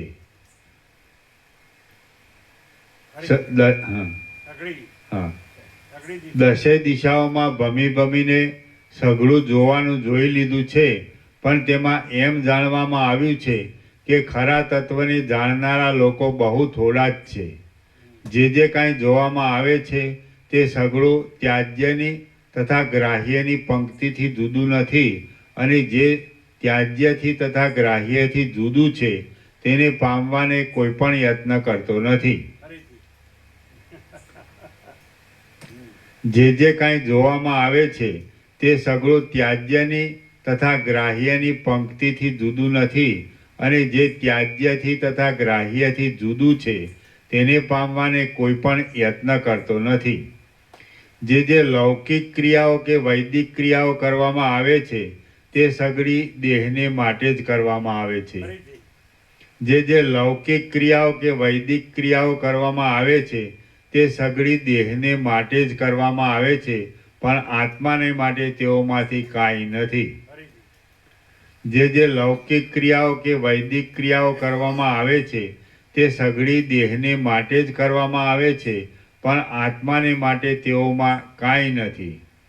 પાતાળમાં, બ્રહ્મલોકમાં, સ્વર્ગમાં, પૃથ્વીમાં તથા અંતરિક્ષમાં પણ એવા થોડા જ પુરુષો જોવામાં આવે છે કે જેમણે બ્રહ્મનો યથાર્થ અનુભવ કર્યો હોય. પાતાળમાં, બ્રહ્મલોકમાં, સ્વર્ગમાં, પૃથ્વીમાં તથા અંતરિક્ષમાં પણ એવા થોડા જ પુરુષો જોવામાં આવે છે કે જેમણે બ્રહ્મનો યથાર્થ અનુભવ કર્યો હોય. પાતાળમાં, બ્રહ્મલોકમાં, સ્વર્ગમાં, પૃથ્વીમાં તથા અંતરિક્ષમાં પણ એવા થોડા જ પુરુષો જોવામાં આવે છે કે જેમણે બ્રહ્મનો યથાર્થ અનુભવ કર્યો હોય. આત્માના અજ્ઞાનથી ઉઠેલા આ ત્યાજ્ય છે અને આ ગ્રાહ્ય છે એવા બે નિશ્ચયો જેના ગલિત થયા હોય એવો જ્ઞાની પુરુષ અત્યંત દુર્લભ છે. આત્માના અજ્ઞાનથી ઉઠેલા આ ત્યાજ્ય છે અને આ ગ્રાહ્ય છે એવા બે નિશ્ચયો જેના ગલિત થયા હોય એવો જ્ઞાની પુરુષ અત્યંત દુર્લભ છે. પૃથ્વીનું રાજ્ય મળે, વરુણલોકનું રાજ્ય મળે કે ઇન્દ્રનું રાજ્ય મળે તો પણ આત્માની પ્રાપ્તિ વિશે કોઈ જીવ વિશ્રાંતિ પામે એમ સમજવું નહીં. પૃથ્વીનું રાજ્ય મળે, વરુણલોકનું રાજ્ય મળે કે ઇન્દ્રનું રાજ્ય મળે તો પણ આત્માની પ્રાપ્તિ વિશે કોઈ જીવ વિશ્રાંતિ પામે એમ સમજવું નહીં. ઇન્દ્રિયો રૂપી શત્રુઓની ઉપર જે સુરતા કરનારા હોય અને આત્મતત્વને સમજનારા હોય તે મહાત્માઓની જ જન્મરૂપ જ્વરનો નાશ કરવા માટે સેવા કરવી જોઈએ. ઇન્દ્રિયો રૂપી શત્રુઓની ઉપર જે શૂરતા કરનારા હોય અને આત્મતત્વને સમજનારા હોય તે મહાત્માઓની જન્મરૂપ જ્વરનો નાશ કરવા માટે સેવા કરવી જોઈએ. પાતાળમાં, ભૂલોકમાં અને સ્વર્ગમાં સર્વત્ર પંચ મહાભૂત જ છે, પણ છઠ્ઠું કાંઈ નથી. અને તે પંચ મહાભૂતો પણ વાસ્તવિક રીતે જોતા મિથ્યા છે. માટે આત્મવેત્તા પુરુષને આત્મ વિના બીજા કયા પદાર્થમાં રુચિ થાય? આત્માનું અનુસંધાન રાખીને વ્યવહાર કરનારા જ્ઞાની પુરુષને સંસાર ગાયના પગલાના ખાબોચિયા જેવો લાગે છે, અને આત્માનું અનુસંધાન રાખ્યા વિના વ્યવહાર કરનારા પુરુષને સંસાર મોટા તોફાની સમુદ્ર જેવો લાગે છે. આત્માનું અનુસંધાન રાખીને વ્યવહાર કરનારા જ્ઞાની પુરુષને સંસાર ગાયના પગલાના ખાબોચિયા જેવો લાગે છે, અને આત્માનું અનુસંધાન રાખ્યા વિના વ્યવહાર કરનારા પુરુષને સંસાર મોટા તોફાની સમુદ્ર જેવો લાગે છે. ઉદાર ચિત્તવાળા જ્ઞાની પુરુષને આખું બ્રહ્માંડ પણ કદંબના ફૂલના ગોટાની પેઠે અત્યંત અલ્પ અને તુચ્છ લાગે છે. ઉદાર ચિત્તવાળા જ્ઞાની પુરુષને આખું બ્રહ્માંડ પણ કદંબના ફૂલના ગોટાની પેઠે અત્યંત અલ્પ અને તુચ્છ લાગે છે. માટે જ્ઞાની પુરુષ પોતાને સઘળા બ્રહ્માંડનું રાજ્ય પ્રાપ્ત થાય તો પણ તેમાં દાન ભોગ આદિકની વાસના રાખે જ નહીં. હે રામ, મૂઢ બુદ્ધિવાળા પુરુષો રાજ્યને માટે જ મોટા મોટા યુદ્ધો કરે છે. માટે જેમાં લાખો યોદ્ધાઓનો ક્ષય થઈ જાય છે એવું રાજ્ય ધિક્કારવા યોગ્ય છે, એમ હું માનું છું. બ્રહ્માનું પદ પણ એક કલ્પ માત્ર કાળ જતાં કુમળા ફૂલની પેઠે વિંખાઈ જાય છે, અને તેમાં વળી વિનાશની ચિંતાથી અનેક પીડાઓ રહ્યા કરે છે. માટે તત્વવેત્તાઓ બ્રહ્માંડના પદની ઈચ્છા પણ રાખતા નથી. બ્રહ્માનું પદ પણ એક કલ્પ માત્ર કાળ જતાં કુમળા ફૂલની પેઠે વિંખાઈ જાય છે, અને તેમાં વળી વિનાશની ચિંતાથી અનેક પીડાઓ રહ્યા કરે છે. માટે તત્વવેત્તાઓ બ્રહ્માંડના પદની ઈચ્છા પણ રાખતા નથી. તત્વવેત્તાની દ્રષ્ટિમાં સૃષ્ટિથી માંડીને સઘળા બ્રહ્માંડમાંનો કોઈ પદાર્થ જરા પણ ઉત્પન્ન થયો નથી. માટે તત્વવેત્તાઓ બ્રહ્માંડના પદની ઈચ્છા પણ રાખતા નથી.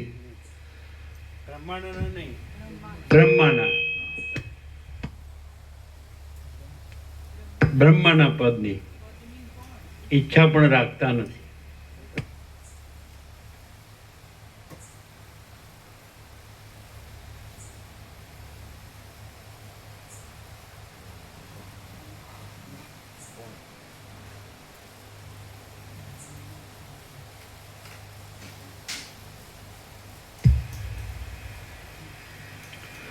માટે તત્વવેત્તાઓ બ્રહ્માના પદની પણ ઈચ્છા રાખતા નથી.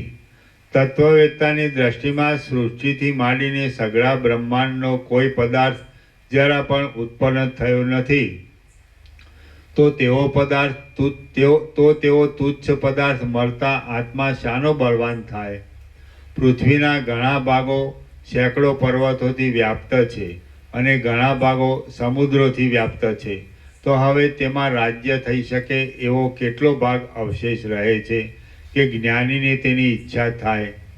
પાતાળો સહિત તથા દેવલોકો સહિત આ સઘળા જગતમાં કોઈ પણ કામ એવું નથી કે ઉદાર મનવાળા જ્ઞાની પુરુષને તે અવશ્ય કરવું પડે છે.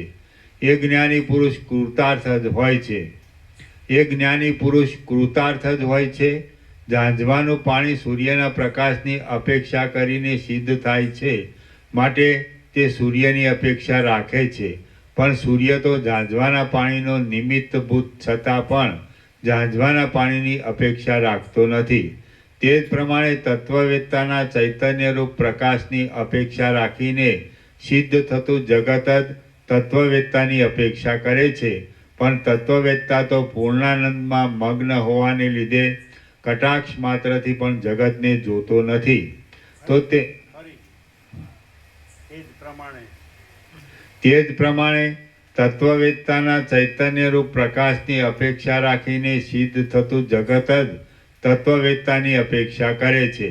પણ તત્વવેત્તા તો પૂર્ણાનંદમાં મગ્ન હોવાને લીધે કટાક્ષ માત્રથી પણ જગતને જોતો નથી. તો તેને જગતની અપેક્ષા તો ક્યાંથી જ હોય? એકતાને પ્રાપ્ત થયેલા સ્વરૂપના બોધને લીધે આકાશની પેઠે વ્યાપક થયેલા સ્વસ્થપણાવાળા, સંતોષથી ભરેલા અને મનથી રહિત થઈને આત્મામાં જ રહેનારા જ્ઞાની પુરુષને શરીરોના સમૂહરૂપી ઝાકળથી ભૂરી લાગતી આ બ્રહ્માંડરૂપી ઝાકળના જળની નદી સઘળા સંસારથી રહિત હોવાને લીધે આકાશના ઉદર જેવી શૂન્ય જ પ્રતીત થાય છે. તેને મેરુ આદિ મોટા મોટા પર્વતો વિસ્તીર્ણ બ્રહ્મરૂપી નિર્મળ મહાસાગરના ફીણ રૂપ લાગે છે અને સમુદ્રો પરબ્રહ્મરૂપી સૂર્યથી થયેલા ઝાંઝવાના પાણી રૂપ લાગે છે. તેને સૃષ્ટિઓની પંક્તિઓ આત્મતત્વરૂપી મહાસાગરના તરંગો રૂપ લાગે છે અને સઘળા વૃત્તિ જ્ઞાનો બ્રહ્મપદરૂપી ઉત્તમ મેઘમાંથી થતી વૃષ્ટિઓ રૂપ લાગે છે. વળી તેને ચૈતન્યના પ્રકાશથી સિદ્ધ થતા ચંદ્રના, અગ્નિના તથા સૂર્યના પ્રકાશો ચૈતન્યની પ્રભાવ રૂપ લાગે છે. જ્ઞાની પુરુષો સોના રૂપા આદિ ધાતુઓને ઘડા જેવી તથા લાકડા આદિ જેવી જ ગણે છે. સૂર, અસુર તથા મનુષ્યો સંસારરૂપી વનમાં ફરનારા તેમજ કામભોગોરૂપી ખડને ખાનારા પશુઓ જ છે અને તેઓ જ્ઞાની પુરુષને સ્વપ્નના પદાર્થો જેવા લાગે છે. સૂર, અસુર તથા મનુષ્યો સંસારરૂપી વનમાં ફરનારા તેમજ કામભોગોરૂપી ખડને ખાનારા પશુઓ જ છે અને તેઓ જ્ઞાની પુરુષને સ્વપ્નના પદાર્થો જેવા લાગે છે. લોહીથી તથા માંસથી ભરેલા હાડકાઓના ટુકડાઓરૂપી આંગળીઓવાળા, માથાઓરૂપી ઢાંકણાઓવાળા અને નસોરૂપી સાંકળોવાળા આ શરીરોરૂપી પિંજરાઓમાં જીવોરૂપી કીડાઓ ખદબદ થયા કરે છે. વિધાતારૂપી મદારી જુદી જુદી બુદ્ધિઓરૂપી છોકરીઓને વિનોદ આપવાને માટે ચામડાના પૂતળાઓ જેવા મૂળ પ્રાણીઓરૂપી જંગલી મૃગોને આ સંસારરૂપી નગરીની ગલીઓમાં ફેરવ્યા કરે છે. સર્વનો ત્યાગ કરનારો જ્ઞાની પુરુષ તો જરા પણ એ જંગલી મૃગોની પંક્તિમાં ગણાય નહીં. કેમ કે જેમ મંદ પવનોથી પર્વત ચલાયમાન થાય નહીં તેમ ભોગોના સમૂહોથી જ્ઞાની પુરુષ ચલાયમાન થાય નહીં. હે રામ, જ્ઞાની પુરુષ તો સર્વોત્તમ પદમાં રહે છે અને તેમાં ચંદ્રને તથા સૂર્યને ફરવાનું આકાશ પણ એક ગુફા જેવડું લાગે છે. બ્રહ્મ વિદ્યાના આનંદમાં મગ્ન રહેનારા જ્ઞાની પુરુષને તો સમજુ છતાં પણ જગતના વ્યવહારમાં મગ્ન રહેનાર અને મૂળ લોકોની પેઠે પોતપોતાના શરીરનું પાલન કર્યા કરતા લોકપાલ દેવતાઓ પણ સંસારરૂપી અંધકારમય સમુદ્રમાં દેખવા છતાં ભૂલ કરતા જોવામાં આવે છે. જેમ વાદળાઓ સમીપમાં રહેતા હોવા છતાં પણ આકાશને રંગી દેતા નથી, તેમ જગત સંબંધી કોઈ પણ પદાર્થો ઉદાર હૃદયવાળા તત્વવેત્તા પુરુષને રંગી દેતા નથી, કૌંસમાં આસક્ત કરી દેતા નથી. જેમ પાર્વતીના નૃત્યને જોનારા મહાદેવને વાંદરાઓના નાચમાં રુચિ થતી નથી, તેમ તત્વના આનંદમાં મગ્ન રહેનારા જ્ઞાની પુરુષને આ જગત સંબંધી કોઈ પદાર્થોમાં રુચિ થતી નથી. જેમ ગડામાં પડેલા રત્નને તે રત્ન જ્યારે બહાર હતું ત્યારે તેમાં પડેલા પ્રતિબિંબો રંગી શકતા નથી, તેમ બ્રહ્મવેત્તા પુરુષને આ જગત સંબંધી કોઈ પણ પદાર્થો રંગી શકતા નથી. જેમ રાજહંસ સડેલા શેવાળના ટુકડાઓમાં જરા પણ રુચિ ધારણ કરતો નથી, તે જ પ્રમાણે જ્ઞાની પુરુષ અજ્ઞાનીઓને વજ્રપંજર જેવા લાગતા આ સંસારને હાલતા પાણીમાં તરંગોએ આગળ કરી દેખાડેલા પ્રતિબિંબ જેવો ખોટો સમજે છે અને તે સંસારની લીલા સંબંધી સુખોમાં જરા પણ રુચિ ધારણ કરતો નથી. શ્રી યોગ વાસિષ્ઠ મહારામાયણમાં સ્થિતિ પ્રકરણનો પૂર્ણાશય સ્વરૂપ વર્ણન નામનો સર્ગ 57મો સમાપ્ત. સર્ગ 58મો બારહસ્પત્ય કચે ગાયેલી ગાથા. આ 58મા સર્ગમાં પૂર્ણ પદમાં આરૂઢ થયેલાની સર્વાત્મકપણાથી જે સ્થિતિ થાય છે તેને જાણનારી કચે ગાયેલી ગાથા કહેવામાં આવશે. વશિષ્ઠ બોલ્યા, હે રામ, આ વિષયમાં જ બૃહસ્પતિના પુત્ર કચે ગાયેલી પુરાતન પવિત્ર ગાથાઓ હું તમને કહું છું તે તમે સાંભળો. મેરુ પર્વતના કોઈ વનમાં રહેતો બૃહસ્પતિનો પુત્ર કચ્છ કોઈ સમયે બ્રહ્મ વિદ્યાના અભ્યાસના પરિપાકને લીધે આત્મામાં વિશ્રાંતિ પામ્યો હતો.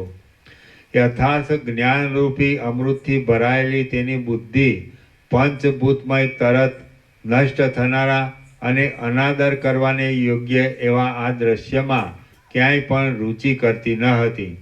આત્મા વિના બીજું કાંઈ પણ નહીં જોતો એ કચ્છ એકલો રહેવાને લીધે જાણે અલગ પડી ગયો હોય તેમ હર્ષથી ગદગદ વાણી વડે નીચે પ્રમાણે ગાથા બોલ્યો હતો. આ સઘળું જગત જેમ પ્રલયકાળના જળથી ભરપૂર થઈ જાય છે તેમ મારા આત્માથી જ ભરપૂર છે. તો હવે આ જગતમાં હું શું કરું, ક્યાં જાઉં, શું લઉં અને શું છોડી દઉં?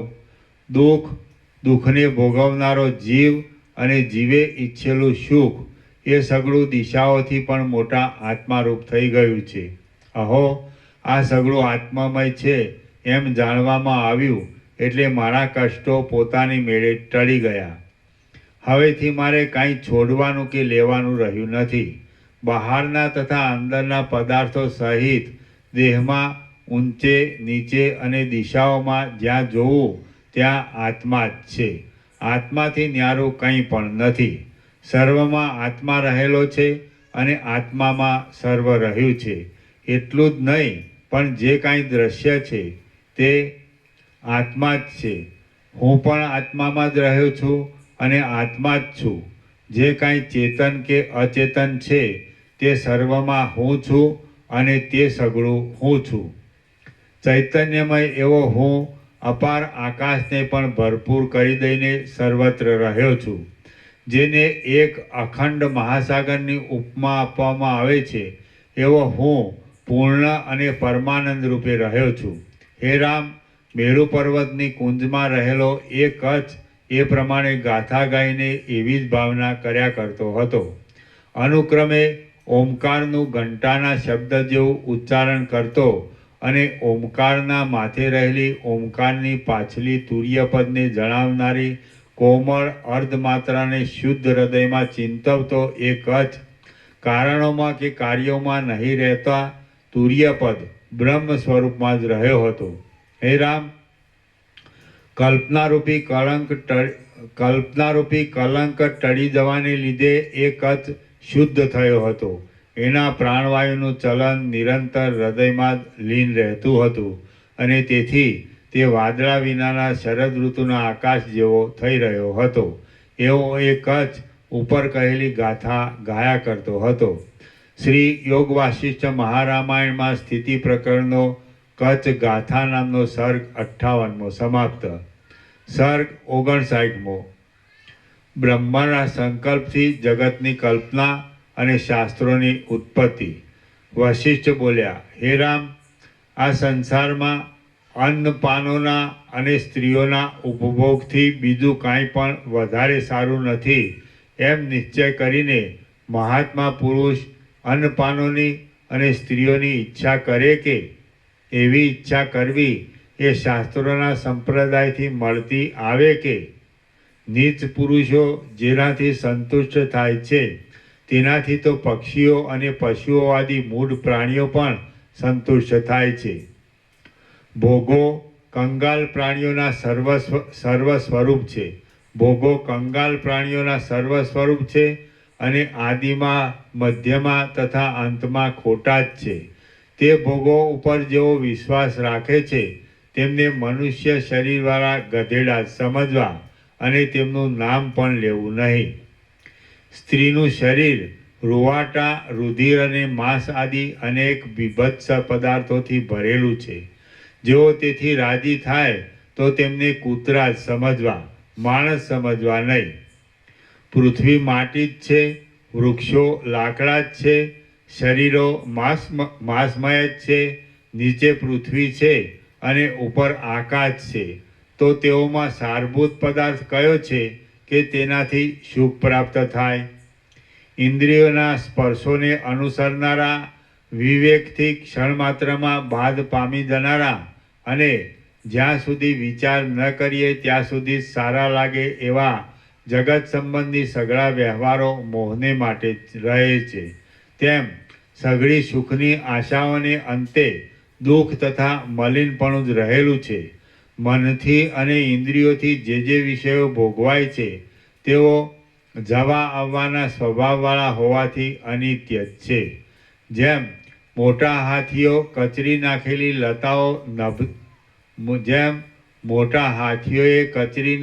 લતાઓ નભતી નથી, તેમ સંપત્તિઓ પણ નભતી નથી. હાડકાના ઢગલારૂપ દેહમાં પોતાપણાનું અભિમાન રાખનારો પુરુષ રુધિરની તથા માંસની પૂતળીને આ મારી પ્રિયા છે એમ માનીને પ્રેમથી તેનું આલિંગન કરે છે, પણ એ કેવળ દુષ્ટ કામનો જ મહિમા છે.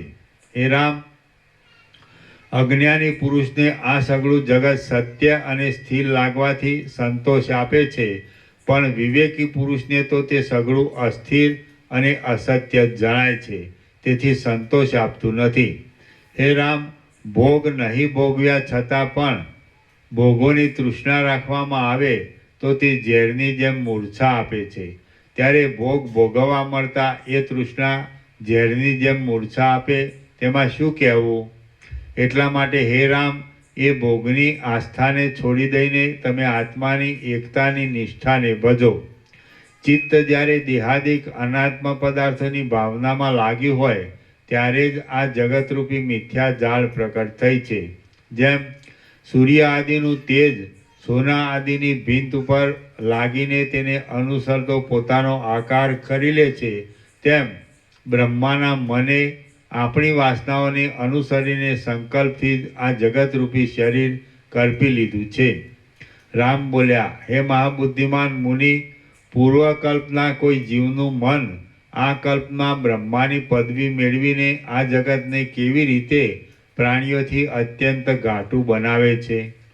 વશિષ્ઠ બોલ્યા, કમળમાં ઉત્પન્ન થયેલા પહેલા બાળક બ્રહ્માએ કમળરૂપી શયનમાંથી ઉઠીને પ્રથમ બ્રહ્મ બ્રહ્મ એવો શબ્દ કર્યો, તેથી તે બ્રહ્મા કહેવાય છે. સંકલ્પોના સમૂહરૂપ અને મનથી જ જેનો આકાર કલ્પાયો છે તેવા એ બ્રહ્માના સંકલ્પે પાછળની સૃષ્ટિ કરવાનો ઉદ્યમ કર્યો. તેમાં પ્રથમ તેજનો સંકલ્પ થયો. તે મોટી પ્રભાવાળું હતું અને શરદ ઋતુના અંતમાં લતાઓ પીળી થઈ જાય છે તેવી પીળી ચકરીઓથી તે દિશાઓને ભરી દેતું હતું. પક્ષી પોતાની પાંખોને પસારતા તેનામાં જેવી નસો દેખાય છે એવા તંતુઓથી તે આકાશમાં વ્યાપ્ત થયું હતું. સઘળા પ્રદેશોમાં પીળાશના સમૂહવાળું હતું અને આકાશમાં સુવર્ણમયપણાની ભ્રાંતિ કરી દેતું હતું. ઘરના ગોખોમાં નંખાયેલી સોનાની જાળીઓની પેઠે તે ચકચકતા કિરણોથી બ્રહ્માના રહેવાના કમળને પણ ચકચકિત કરી દેતું હતું અને ફેલાતા સુંદર બગીચાના જેવા કિરણોના આવર્તનોથી તે શોભી રહ્યું હતું. પછી મનરૂપી શરીરવાળા બ્રહ્માએ એ પ્રકાશિત તેજમાં અત્યંત પ્રદીપ્ત પોતાના આકાર જેવો એક આકાર કલ્પ્યો. તે સૂર્યરૂપે તેમાંથી ઉદય પામ્યો. એ આકાર જ જ્વાળાઓના મંડળના મધ્યમાં રહેનારો, સોનાના ચકચકતા કુંડળોવાળો, આસપાસ મોટી મોટી જ્વાળાઓના અગ્નિઓથી વીંટાયેલો, જ્વાળાઓથી વિશાળ અવયવોવાળો અને આકાશના મંડળને પ્રભાવથી વ્યાપ્ત કરી દેનારો સૂર્ય કહેવાય છે. પછી જેમ સમુદ્ર તરંગોને ઉછાળે છે તેમ મહાબુદ્ધિમાન બ્રહ્માએ એ તેજના અવશેષ રહેલા ભાગને વિભાગો પાડીને ઉછાળ્યા અને તેમાંથી બ્રહ્માના જેવી શક્તિઓવાળા તેમજ સંકલ્પ માત્રથી ઐશ્વર્યોને પામેલા મરીચી આદિ પ્રજાપતિઓ ઉત્પન્ન થયા. પછી એ પ્રજાપતિઓ જે વસ્તુઓને જે રીતે સંકલ્પવા લાગ્યા તે વસ્તુઓને તે રીતે તેઓ પોતાની આગળ ખડી થયેલી જોવા લાગ્યા, તેમજ તે વસ્તુઓને પામવા લાગ્યા. એ પ્રજાપતિઓએ જે ઘણા પ્રકારના પ્રાણીઓના સંકલ્પો કર્યા તે પ્રાણીઓ તરત તેમના જોવામાં આવ્યા તથા તેમને પ્રાપ્ત થયા. એ પ્રજાપતિઓમાં આગળ જતા મૈથુનની ક્રિયા ચાલી, એટલે એકમાંથી બીજા, બીજામાંથી ત્રીજા અને ત્રીજામાંથી ચોથા એમ ઘણા વિવિધ પ્રાણીઓ પ્રકટ થયા. પછી બ્રહ્માએ વેદોનું સ્મરણ કરીને ઘણા યજ્ઞોના પ્રકારો કલ્પ્યા અને પોતાને રહેવાના કમળમાંથી 14 લોકોની સ્થિતિઓ કલ્પી. હે રામ, આ રીતે મન જ મોટા શરીરવાળું બ્રહ્માનું રૂપ લઈને આ 3 ગુણમય સ્વરૂપવાળી સૃષ્ટિને ઉત્પન્ન કરે છે.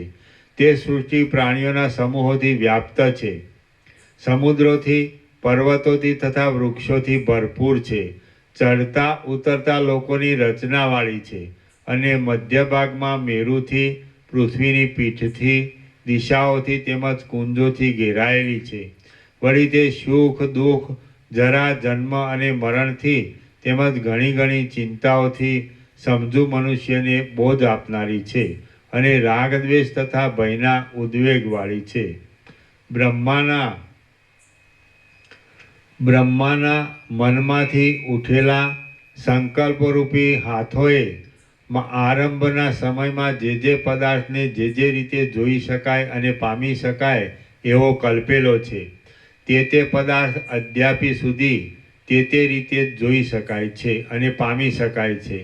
બ્રહ્માની કલ્પના અનુસાર જ બીજાઓની કલ્પનાઓ પ્રવર્તે એવો માયાનો સંપ્રદાય છે.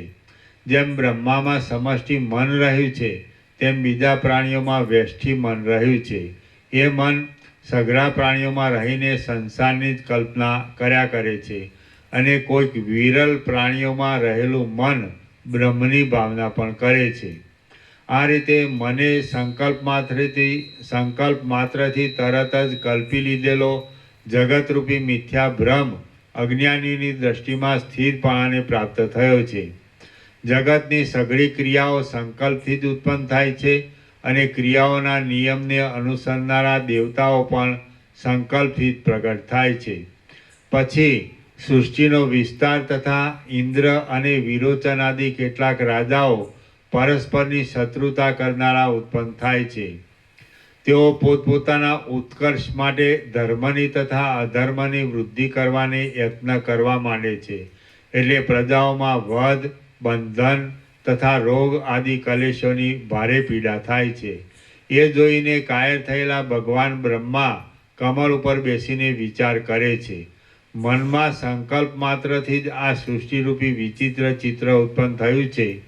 મોટા વિસ્તારવાળી, તે વ્યવહારોના વિકારોવાળી, રુદ્ર, વિષ્ણુ તથા ઇન્દ્ર આદિ દેવતાઓવાળી અને પર્વતોથી, સમુદ્રોથી, પાતાળોથી, પૃથ્વીથી, અંતરિક્ષથી, દિશાઓથી તથા સ્વર્ગ આદિ ભુવનોથી ભરપૂર થયેલા પ્રદેશોવાળી આ સૃષ્ટિ મેં કેવળ ભારે સંકલ્પોની ઝાડથી જ ચારે બાજુ ફેલાવી છે. હવે તો હું આ સંકલ્પોને ઉછાળવાની પદ્ધતિથી કાયર થઈ ગયો છું. આવો નિશ્ચય કરીને કલ્પનારૂપી અનર્થોના સંકટમાંથી વિરામ પામી સંકલ્પો કરવા છોડી દઈને તે બ્રહ્મા પોતાના મનથી પોતાના સ્વરૂપભૂત અનાદિ પરબ્રહ્મનું અનુસંધાન કરવા માંડે છે. આમ અનુસંધાનના પ્રભાવથી બ્રહ્મા શાંત થાય છે. તેમનું મન ગળાઈ જાય છે અને જેમ થાકેલો પુરુષ ગુપ્ત સ્થળમાં કરેલા શયનમાં વિશ્રાંતિ ભોગવે છે તેમ તે કેવળ પરબ્રહ્મના જ પ્રકાશવાળા ધ્યાનમાં વિશ્રાંતિ ભોગવે છે. મમતાથી તથા અહંતાથી રહિત થયેલા અને ધ્યાનથી પરમ શાંતિને પ્રાપ્ત થયેલા તે બ્રહ્મા પવન વિનાના સમુદ્રની જેમ પોતાના સ્વરૂપમાં જ રહે છે. પછી જેમ સમુદ્ર પાણીના ચલનથી પોતાનું નિશ્ચળપણું છોડી દે છે તેમ કોઈ સમયે બ્રહ્મા વૃત્તિના ચલનને લીધે એકાગ્રતારૂપી ધ્યાન કરવું છોડી દે છે. ધ્યાન છોડીને બ્રહ્મા અનેક સુખ દુઃખોથી ઘેરાયેલા સેંકડો આશાઓરૂપી પાસોથી બંધાયેલા અને રાગદ્વેષ તથા ભયથી આતુર થયેલા સંસારનો વિચાર કરવા લાગે છે. આમ વિચાર કરી અને પ્રાણીઓની કષ્ટમય સ્થિતિ જોઈને બ્રહ્માનું મન દયાથી ઉભરાઈ જાય છે. એટલે તે પ્રાણીઓનું કલ્યાણ કરવા માટે અને મુક્તિનો માર્ગ દેખાડવા માટે ગંભીર અર્થોવાળા તેમજ બ્રહ્મ જ્ઞાનથી ભરેલા અનેક પ્રકારના શાસ્ત્રો રચે છે. તે વેદોનો તથા વેદોના અંગોનો સંગ્રહ કરે છે અને પુરાણ આદિ બીજા શાસ્ત્રોને પણ રચે છે. જગતની ચેષ્ટા જોઈને તે પ્રમાણે શાસ્ત્રોરૂપી મર્યાદાનું સ્થાપન કર્યા પછી બ્રહ્મા વળી તે આપદાઓમાંથી નીકળી કમળની ઉપર સ્થિરતાથી બેસે છે અને આગળ પ્રમાણે ધ્યાનનો આશ્રય કરીને મંદ્રાચરથી રહિત થયેલા ક્ષીરસાગરની જેમ શાંતપણાથી તથા સ્વસ્થપણાથી પોતાના સ્વરૂપમાં જ રહે છે.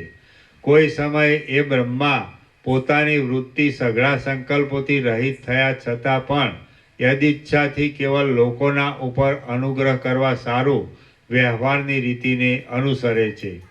હે રામ, એ પ્રમાણે વ્યવહારને અનુસરવાના સમયમાં પણ બ્રહ્મા અંતઃકરણથી કોઈને મિત્ર ગણીને તેના ઉપર પ્રેમ કરતા નથી, કોઈને શત્રુ ગણીને અંતઃકરણપૂર્વક તેનો ત્યાગ કરતા નથી. શરીરનું અભિમાન ધરતા નથી, કોઈ જાતનો વિક્ષેપ પામતા નથી, વિષયોના અનુભવની લાલચ રાખતા નથી, અહંકારના આવેશપૂર્વક કોઈનું પાલન કરતા નથી અને અહંકારના આવેશપૂર્વક કોઈનો નાશ પણ કરતા નથી. તે તો સર્વ પદાર્થોમાં અને સર્વ વૃત્તિઓમાં સમતા રાખે છે, ભરપૂર સમુદ્રની પેઠે ગંભીર રહે છે અને જીવન મુક્તની સ્થિતિમાં જ રહે છે. કોઈ સમયે સઘળા સંકલ્પોથી રહિત કેવળ ધ્યાનમાં લાગ્યા હોવા છતાં પણ તે યદિચ્છાથી લોકોની ઉપર અનુગ્રહ કરવાને માટે જાગૃત થાય છે. હે મહાબુદ્ધિમાન રામ, બ્રહ્માની આ પવિત્ર સ્થિતિ મેં તમારી પાસે કહી. પ્રજાપતિઓ અને દેવવર્ગના લોકો, દેવ, ગંધર્વ તથા યક્ષ આદિ પણ સત્વગુણની અધિકતાવાળા હોવાને લીધે આ બ્રહ્માના જેવા જીવન મુક્તપણાને પામવાને યોગ્ય છે. સર્વ સૃષ્ટિઓના ઉપરામરૂપ પરબ્રહ્મમાં બ્રહ્માના મનની પ્રથમ કલ્પનાથી પ્રજાપતિઓ ઉત્પન્ન થયા છે અને પ્રજાપતિઓની પદવી ઉપાસનાઓના ફળરૂપ છે. એટલા માટે શુદ્ધ અંતઃકરણવાળા હોવાને લીધે પ્રજાપતિઓ થોડા જ પ્રયત્નથી જ્ઞાનને પ્રાપ્ત થઈ શકે એમ છે.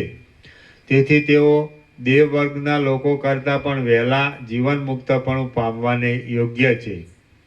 પ્રજાપતિઓની સૃષ્ટિ સ્થિર થયા પછી બ્રહ્માના મનની બીજી જે કલ્પના ઉદય પામે છે તે ચંદ્રની કળાઓ દ્વારા આકાશ તથા વાયુનો આશ્રય કરીને ઔષધિઓ તથા પાંદડામાં પ્રવેશે છે. પછી સોમ, ઘી અને દૂધ રૂપે તે અગ્નિમાં હોમાય છે, તેમજ અમૃત રૂપે પરિણામ પામીને પ્રજાપતિઓના ભોજનમાં આવે છે. આમ પ્રજાપતિઓના વીર્યરૂપ થઈને કોઈ દેવરૂપે તો કોઈ યક્ષ રૂપે જન્મે છે. આ દેવવર્ગની પદવી યજ્ઞો નામના કર્મોના ફળરૂપ છે. એટલા માટે એ દેવવર્ગના લોકો કાંઈક મલિન અંતઃકરણવાળા હોવાને લીધે પ્રજાપતિઓના કરતાં થોડા વધારે પ્રયત્નથી જ્ઞાનને પામી શકે તેમ છે. તેથી તેઓ મોડા જીવન મુક્તપણું પામવાને યોગ્ય છે. મનુષ્યો તો પાપ પુણ્યના મિશ્રપણાથી ઉત્પન્ન થયા છે, માટે તેઓ વધારે મલિન અંતઃકરણવાળા છે. તેઓ જો બહુ પ્રયત્નથી સત્સંગ, ઇન્દ્રિયોનો જય તથા શ્રવણ મનનાદિકનો જ્ઞાનની પ્રાપ્તિ પર્યંત અભ્યાસ કર્યા કરે તો જ જ્ઞાનને પ્રાપ્ત થઈ શકે એમ છે. આમ તેઓ માંડ જીવન મુક્તપણું પામે છે. પ્રજાપતિઓની, દેવવર્ગની તથા મનુષ્યની યોનિઓમાં પણ જે જીવ અવતર્યો હોય તેને સજ્જનનો સંગ મળે તો તે જ જન્મમાં સજ્જનના ગુણો પ્રાપ્ત થાય છે અને દુર્જનનો સંગ મળે તો તે જ જન્મમાં દુર્જનના ગુણો પ્રાપ્ત થાય છે. એટલા માટે સઘળાઓ દુર્જનના સંગથી દૂર રહી સજ્જનના સંગમાં તત્પર રહેવું યોગ્ય છે. હે રામ, આ સૃષ્ટિની સ્થિતિ એ પ્રમાણે છે. પ્રજાપતિઓની સૃષ્ટિ ઉપાસનાઓના ફળરૂપ છે, દેવવર્ગની સૃષ્ટિ યજ્ઞ આદિ કર્મોના ફળરૂપ છે, અને મનુષ્યોની સૃષ્ટિ પાપ પુણ્યના મિશ્રિત ફળરૂપ છે. અનેક પ્રકારના પ્રારબ્ધોના વેગોથી, વિલાસોના કૌતુકોથી અને ક્રોધ આદિથી ભરેલા વ્યવહારોથી ટેકો પામેલી આ સઘળી સૃષ્ટિ પરબ્રહ્મમાં સંકલ્પોની કલ્પના ઉઠવાથી પ્રકટ થાય છે. શ્રી યોગ વાસિષ્ઠ મહારામાયણમાં સ્થિતિ પ્રકરણનો કમલજ વ્યવહાર વર્ણન નામનો સર્ગ 59મો સમાપ્ત. ઓમ ઓમ ઓમ. આના નંબર 543. પ્રસાદ આપી દો.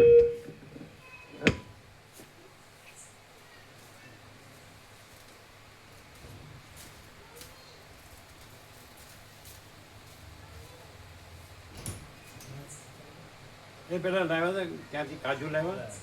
એ પેલું કાજુની થેલીનો પ્રસાદ કરી દેવાનો. કાજુની થેલી નથી. અને કેળા કેળા બધા આપી દો.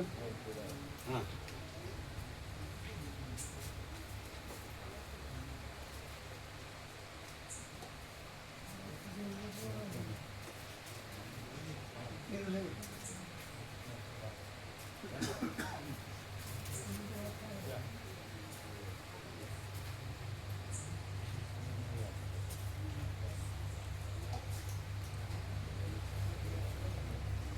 હમણાં આવ્યા એને સુધારેલી પત્રિકા આપો,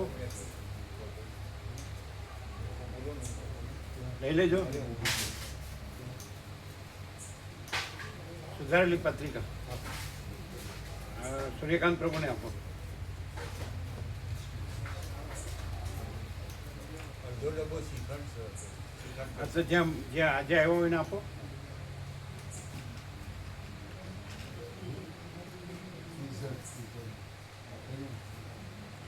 તમે આપો ને.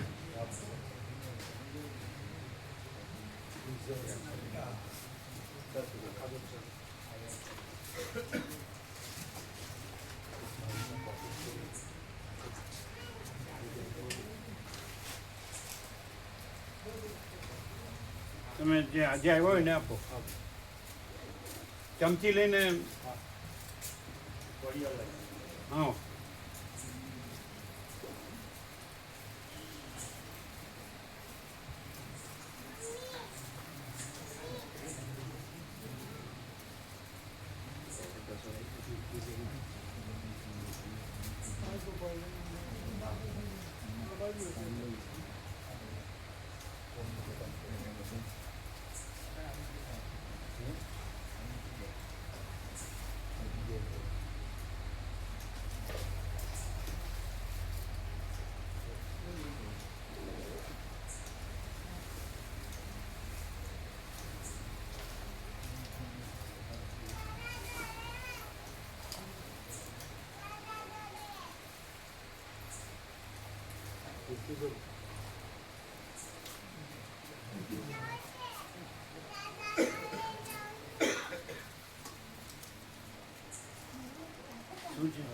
ચોળાફળી મઠિયા કીર્તિ પ્રભુ મંગાયો હતો. દિવાળી નાસ્તો છે, ચાપા દિવસ સવાર નાસ્તો કરવા દિવાળી નાસ્તો સવારના પેલા ચોળાફળીને મઠિયા એવું ગોળ અંદર. તમે આવજો. હિના માતાજી બોલો. હિના માતા જાડસો શર્ટ મળે પણ દરોડ પગું લાગતા હતા ને જાડસો દરોડ પગું લાગતા તે મને છે પેલા જંપો શું છે? ચોળાફળી ચોળાફળી મઠિયા અને સુવર. શું એ દિવાળીમાં પ્રસાદ આપવા. નાસ્તો નાસ્તો વ્યાપક હું.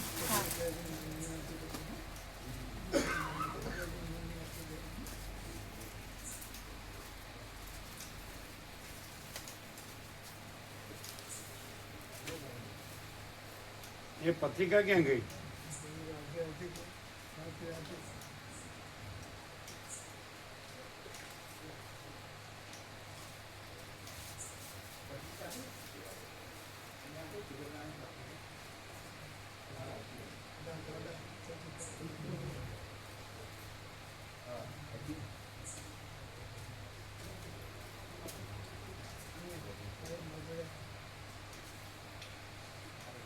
એ સુધારેલી પત્રિકા લ્યો. હા બેગમાં મૂકી પ્રભુ દીદી. લીધી હમણાં આપી. હા, હમણાં. બે દિવસમાં નવી આવી. હા હમણાં લીધી ને મૂકી તમે લીધી. હા દીદી.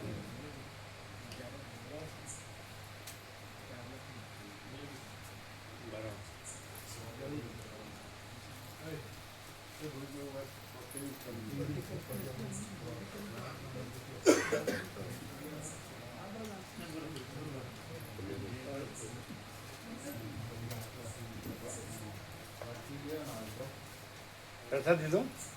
આપણે લઈને જઈએ એટલે આમાં પ્રભુ હવે જે નેક્સ્ટ સુધારો છે ને એમાં એમ તો શ્રી યોગ વશિષ્ઠ નવો નંબર રામકૃષ્ણ જયંતિ. એટલે અહીંયા એક તારીખનું એવું કહેવું છે કે આપણું જે પારાયણ છે ને એનો જો ઉલ્લેખ થાય ને શ્રી યોગ વશિષ્ઠ રામાયણ એ તો છે ને. નથી તો હા ju અખંડ પૂર્ણ તત્વ અને એ દરરોજ છે. સવારે 7 ત્યાં સાંજે 7 ત્યાં. અખંડ છે અખંડ પૂર્ણ તત્વ હા એ તો. સવારે 7 ત્યાં સાંજે 7 ત્યાં. જુઓ જુઓ જુઓ. હા એ તો છે અખંડ. કોણ કહે છે કે ના એટલે વશિષ્ઠ પેલું યોગ વશિષ્ઠ આ પણ સાંભળો એટલે એટલે એ મેં કીધું એ જ અખંડ અખંડ પૂર્ણ એ જ. તત્વ બોધ કયો ને એટલે એટલે મેં મેઇન શબ્દ આવી ગયો. એટલે મેં એ જ કીધું અખંડ પૂર્ણ તત્વ દરરોજ સવારે 7 ત્યાં અને સાંજે 7 ત્યાં. એટલે મેં કીધું એ જ વશિષ્ઠનું નિમિત્ત છે ને એ જ. છે એટલે આવી ગયું. અખંડ પૂર્ણ તત્વ બોધમાં બધો લાઈટો 6 લગાવી દીધી એ આ બાળકો પણ આપ્યો. એ 2 સવારે આ લગાવી બાળકો પણ શ્રીખંડ આપ્યો.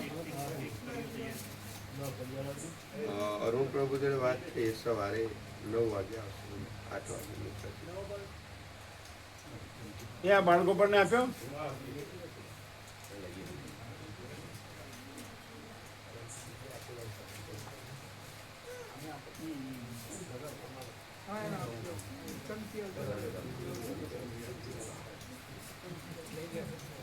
અખંડ પૂર્ણ તત્વબોધમાં બધું આવ્યું. અને સવારે 7 ત્યાં સાંજે મોટા અક્ષરે. મેં જ કીધું મેં કીધું એ જ યોગ વશિષ્ઠ એટલે પેલા પાછું એ અખંડ પૂર્ણ તત્વબોધ યોગવાસિત સિવાય ક્યાંય નથી. અખંડ પૂર્ણ તત્વબોધ યોગવાસિત સિવાય ક્યાંય નથી. સમજ્યા? બીજે શું હોય સત્સંગ હા એવું બધું જોવા દીધું. 16મી વેકેશન પડી જાય પ્રભુ એટલે બધા ભાવિકો રહેશે 20મી અખંડ અખંડ અખંડ પૂર્વમાં બુધવારે લાસ્ટ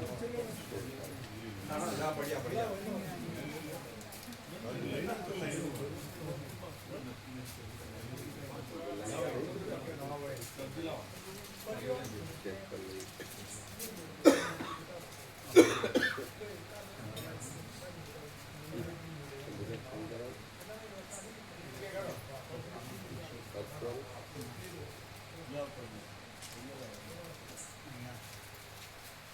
એવો અખંડ પ્રકાશ. અખંડ પ્રકાશ એને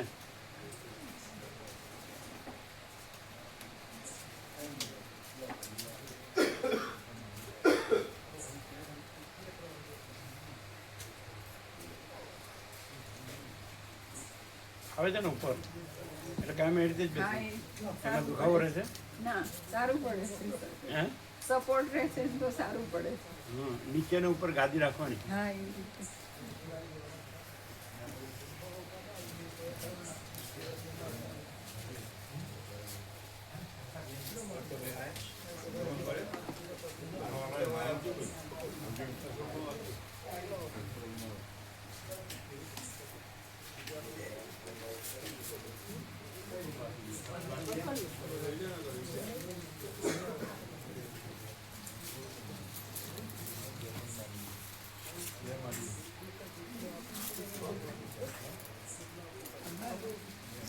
એટલે અહીં જોઈને તકલીફ પડે સેવા કરવી પડે ત્યાં ઘરે આરામ કરો એ ના એવું નહીં, એવું જરાય નહીં.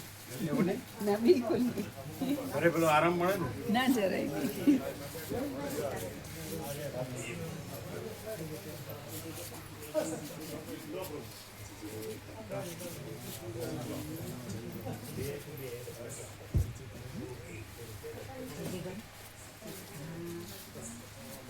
ઓમ બોલો ઓમ ઓમ બોલો ઓમ બોલો ઓમ ઓમ બોલો ઓમ બોલો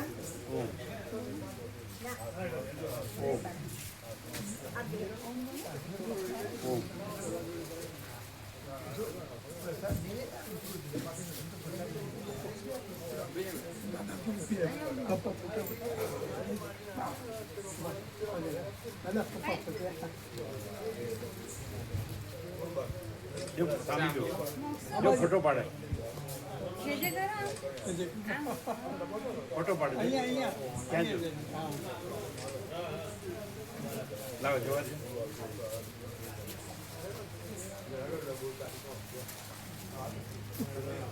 જો ફોટો પાડે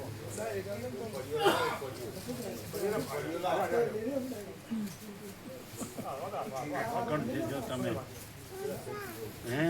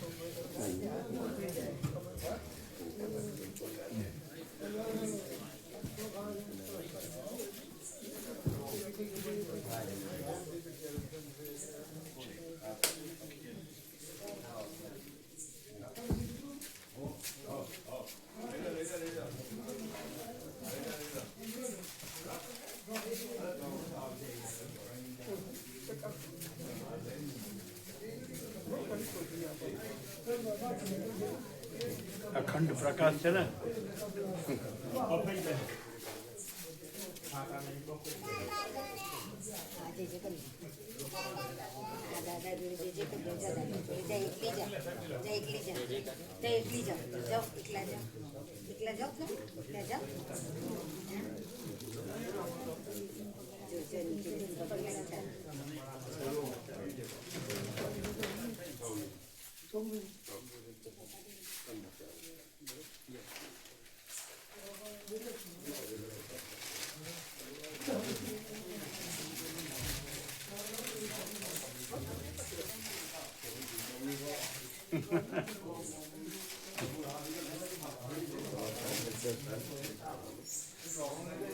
આશીષ પ્રભુ આપણે સાથે આવ્યા હતા ત્યાં સૌરાષ્ટ્રમાં એમના ફાધરે ઢસામાં નોકરી કરેલી કંડક્ટરમાં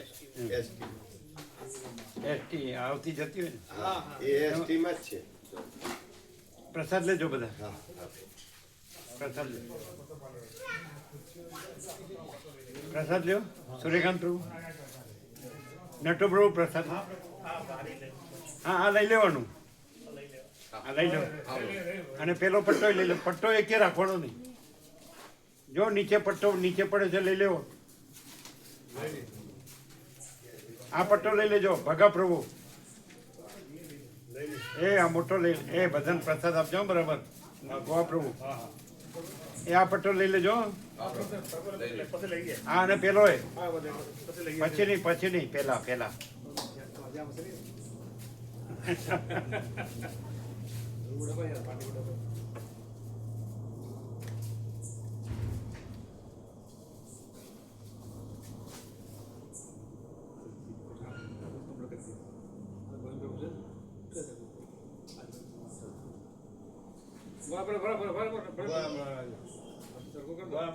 તો કીર્તિ પ્રભુ બધે વેદાંત બ્રહ્મનો સત્સંગ થાય છે, બધે તત્વો થાય અને બધા બધું જાણે છે, બધા શાસ્ત્રો વાંચ્યા હોય છે, ગુરુ કર્યા હોય છે, જેમ કે રાજુ પ્રભુ તો બધા જાણે જ છે. તો એવું જ આ છે ને, એમાં શું ફેર? કેમ પેલા અમને ખબર પડે કારણ કે ભાષણ ગણીને છે, અહીંયા પ્રકાશને ગણીને છે, બધી જગ્યાએ ભાષણ ઊભો ભાસ કે વસ્તુઓ એવી રીતે આ બધા તત્વો છે એ જ્યાં અહીંયા નિરપેક્ષતા આખી વાત જ જુદી છે પ્રભુ એકદમ અલ્ટિમેટ રિયાલિટી અને રિયાલિટી ટોટાલિટીમાં છે એવું છે નિરપેક્ષતા એટલે એકદમ પ્યોર એન્ડ શ્યોર ને એનો જે શબ્દ છે ને એ આ બધા શબ્દ કરતા પ્રભુને જો શરૂઆતના શબ્દ છે સ્વયં છે જો હશે એ બધા એકદમ એક છે એ નિરપેક્ષના જેટલો એનથી ઉપર કોઈ વસ્તુ નથી એમાં પડી ગઈ કે એવું કંઈ છે જ આ તો નથી. પછી રાજુપ્રભુને ખબર નહીં પડતી ખબર પડે એને સ્વીકાર પછી છે એ શું કરે તો એને એવું કે એ પછી એવું એ હા આવે એવું નિરપેક્ષતા? એવું એવું એ એને આવે? એને ઘણું બધું કે ગઈકાલે મેં કીધું કે તમે સમુદ્રને એવું પૂછ્યું કે મોજું કેવી રીતે થયું તે કે સમુદ્ર છોડે જાણે એ તો એનો જે હોય તે એ બધો તમારે લેવા દે મકો આજના તત્વબોધમાં આવેલું છે કે રામની જેમ કેમ દેખાય એ તો બધું આખું રામને સમજાવી દઈને તમે બી 10-2 વખત સાંભળ્યું પછી કેમ દેખાય ને કેમ મને આવું બધું થાય એ બધું કામ હોય અંદર તમે નથી એ તમે જાણો ને બીજી બધી પંચાયત શું કા કરો એક મૂકું જાંબુનું ઝાડવા એની પર 1 લાખ જાંબુ લાગ્યો તે આ જાંબુ કેવી રીતે લાગ્યું ને એમાં હું કેવી રીતે ફસાઈ ગઈ એ બધી મૂકું તમારે શું કા પંચાયત જોઈએ તમે નથી ને જાંબુ છે ને જાંબુનું ઝાડ છે ને એના ફળ છે ને એમાં તમારે આ બધી પંચાયત શું કહે કે આ મોજું કેમ થયું ને તેમાં હું કેમ ચોટી ગઈ એવું બધું મૂકું ટક કરવાનો કરીએ છીએ પછી સ્વીકાર તો પાકો છે ને સમાજ બી છે